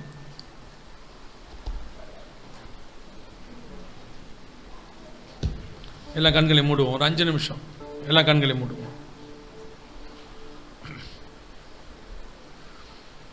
நீங்களும் நானும் இந்த 4 கூட்டத்தில் எந்த கூட்டத்தில் இருக்கிறோம்? சில நேரத்தில் ஏசபேலுடைய கை ஓங்கினா மாதிரி இருக்கும். ஏசபேல் துரத்துவா, நாளைக்கு நேரம் தலையை வாங்குவேன்னு சொல்லுவா. எல்லாம் நடக்கத்தான் செய்யும், நடக்காமல் இருக்காது. நீங்களும் நானும் ஓட வேண்டி இருக்கோம். ஆனால் ஒன்று மட்டும் நடக்கும். என்ன நடக்கும் தெரியுமா? ஆண்டவர் உங்களுக்காகவும் எனக்காகவும் வைராக்கியம் பாராட்டுவார். காம்ப்ரமைஸ் ஆயிடாதீங்க. போய் ஏசபேலோட கூட உட்காந்துடாதீங்க. சிலர் அங்கேயும் உட்காந்துப்பான், இங்கேயும் உட்காந்துப்பான். கேட்டால் அதுக்கு பேர் ஞானம்பான். இவெல்லாம் சர்வைவல்காக, சர்வைவல் ஃபிட்னஸ், இவன் வாழ்கிறதுக்காக எப்படி வேணாலும் வளைஞ்சு கொடுக்குற கூட்டம். அங்கே தலை, இங்கே வாழை காட்டிப்பான். அவன் வாழும்போது பிரச்சனை இல்லாமல் வாழணும், அதில் அப்படியே நூதனமாக போயிடணும். அப்படி ஒரு குரூப் இருக்கு. இன்னொரு குரூப் இருக்குது, யாருக்கும் வம்பு தும்புக்கு போக மாட்டான், சத்தியத்தையும் சொல்ல மாட்டான். ஏன்பா இப்படி ஒன்று நடக்குதே, சொல்லக்கூடாதா? அவங்களுக்கு தெரியாதா? நம்ம தான் சொல்லணுமா? சொன்னால் தான் தெரியுமா? ஏன் கர்த்தர் சொல்ல மாட்டாரா? கர்த்தரே சொல்லலை, நம்ம சொல்லணுமா? அதுக்கு எதுக்கு உனக்கு வாய் கொடுத்தாரு? எல்லாருக்கிட்டையும் வந்து கர்த்தர் சொல்கிறதுக்கு எதுக்கு ஒன்றை வச்சிருக்கிறாரு? நீ சொல்ல முடியாதவனுக்கு கர்த்தர் சொல்லுவார், நீ சொல்ல முடிஞ்சவனுக்கு நீ சொல்லு. இது தப்புன்னு சொல்லு, உள்ளதை உள்ளதென்று சொல்லு. ஒரு தப்பை பார்க்கும்போது சபைக்குள்ள, வெளியே உனக்கு வேணாம், சபைக்குள்ள ஆவிக்குரியவங்களுக்குள்ள நீ பார்க்கும்போது சொல்லு, இது தப்புன்னு சொல்லு. ஸ்ட்ராங். ஒருவேளை உன்னை அவங்க சத்துருக்களா நினைச்சாலும் பரவாயில்ல, சொல்லு. அவங்க உன்னை சத்ருவா நினைப்பாங்க, கர்த்தர் உன்னை சிநேகிதனாய் நினைப்பார். மூன்றாவது வைராக்கியம். நான் ஒருவன் மாத்திரம் மீந்திருக்கிறேன் ஆண்டவரே.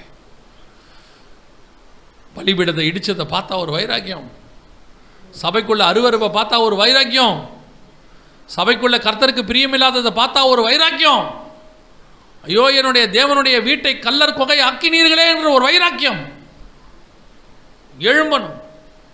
கர்த்தர் அதை எதிர்பார்க்கிறார். பினகாஸ் எழும்பின போது கர்த்தர் அவன் பட்சத்தில் நின்றார். நீ எழும்பினா கர்த்தர் உன் கூட வந்துடுவார். கர்த்தர் பார்த்துட்டே இருக்கிறார். கடைசியாக நான் மறைக்கப்பட்டு யாருக்கும் தெரியாமல் ஒரு இடத்துல ஆண்டவர் வச்சிருக்கிறார். என் ஊழியம் யாருக்கும் தெரியல, என் ஜபம் யாருக்கும் தெரியல, எனக்கு கர்த்தர் கொடுத்ததான கிஃப்ட்ஸ் யாருக்கும் தெரியல. எதுக்கு கர்த்தர் என்ன வச்சிருக்கிறார்? ஆண்டவர் சொல்றாரு, நீ இவனுங்களோட 10ஓட 11 இல்லை, நீ ஒரு 7000 மிச்சம். நீ தான் பரலோகத்துக்கு எடுத்துக்கொள்ளப்படுகிற கூட்டம். ஒப்பு கொடுப்போமா தேவ சமூகத்தில்? சர்வ வல்லமை உள்ள எங்கள் தகப்பனே, இந்த அருமையான நாளுக்காய் உமக்கு நன்றி. இந்த காலை வேளையிலே உங்களுடைய கிருபையுள்ள கரத்திலே எங்களை தாழ்த்துகிறோம். நாங்கள் எப்பொழுதும் உமக்கு முன்பாக ஆண்டவரே, பாகாலுக்கு முழங்கால் படியிடாதவர்களாய், முத்தம் செய்யாதவர்களாய், உலகத்துக்கு ஒத்த வேஷம் தரிக்காதவர்களாக, மனுஷருக்கு பயப்படாதவர்களாக, எப்பொழுதும் வைராக்கியமாய் காண கிருபை பாராட்டும். மகிமையுள்ள கரத்தில் எங்களை தாழ்த்துகிறோம். கர்த்தர் ஆசீர்வதியும். இயேசுவின் நாமத்தில் பிதாவே.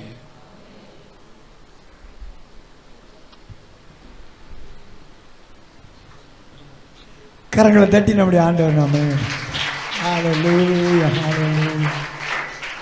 கர்த்தர் நல்லவர். அல்லேலூயா சொல்லுவோம்.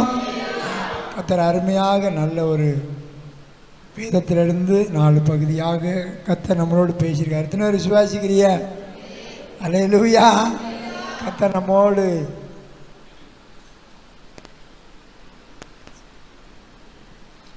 அல்லேலூயா.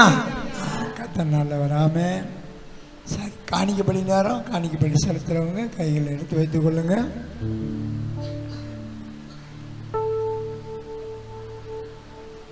ஐயா மைக்கு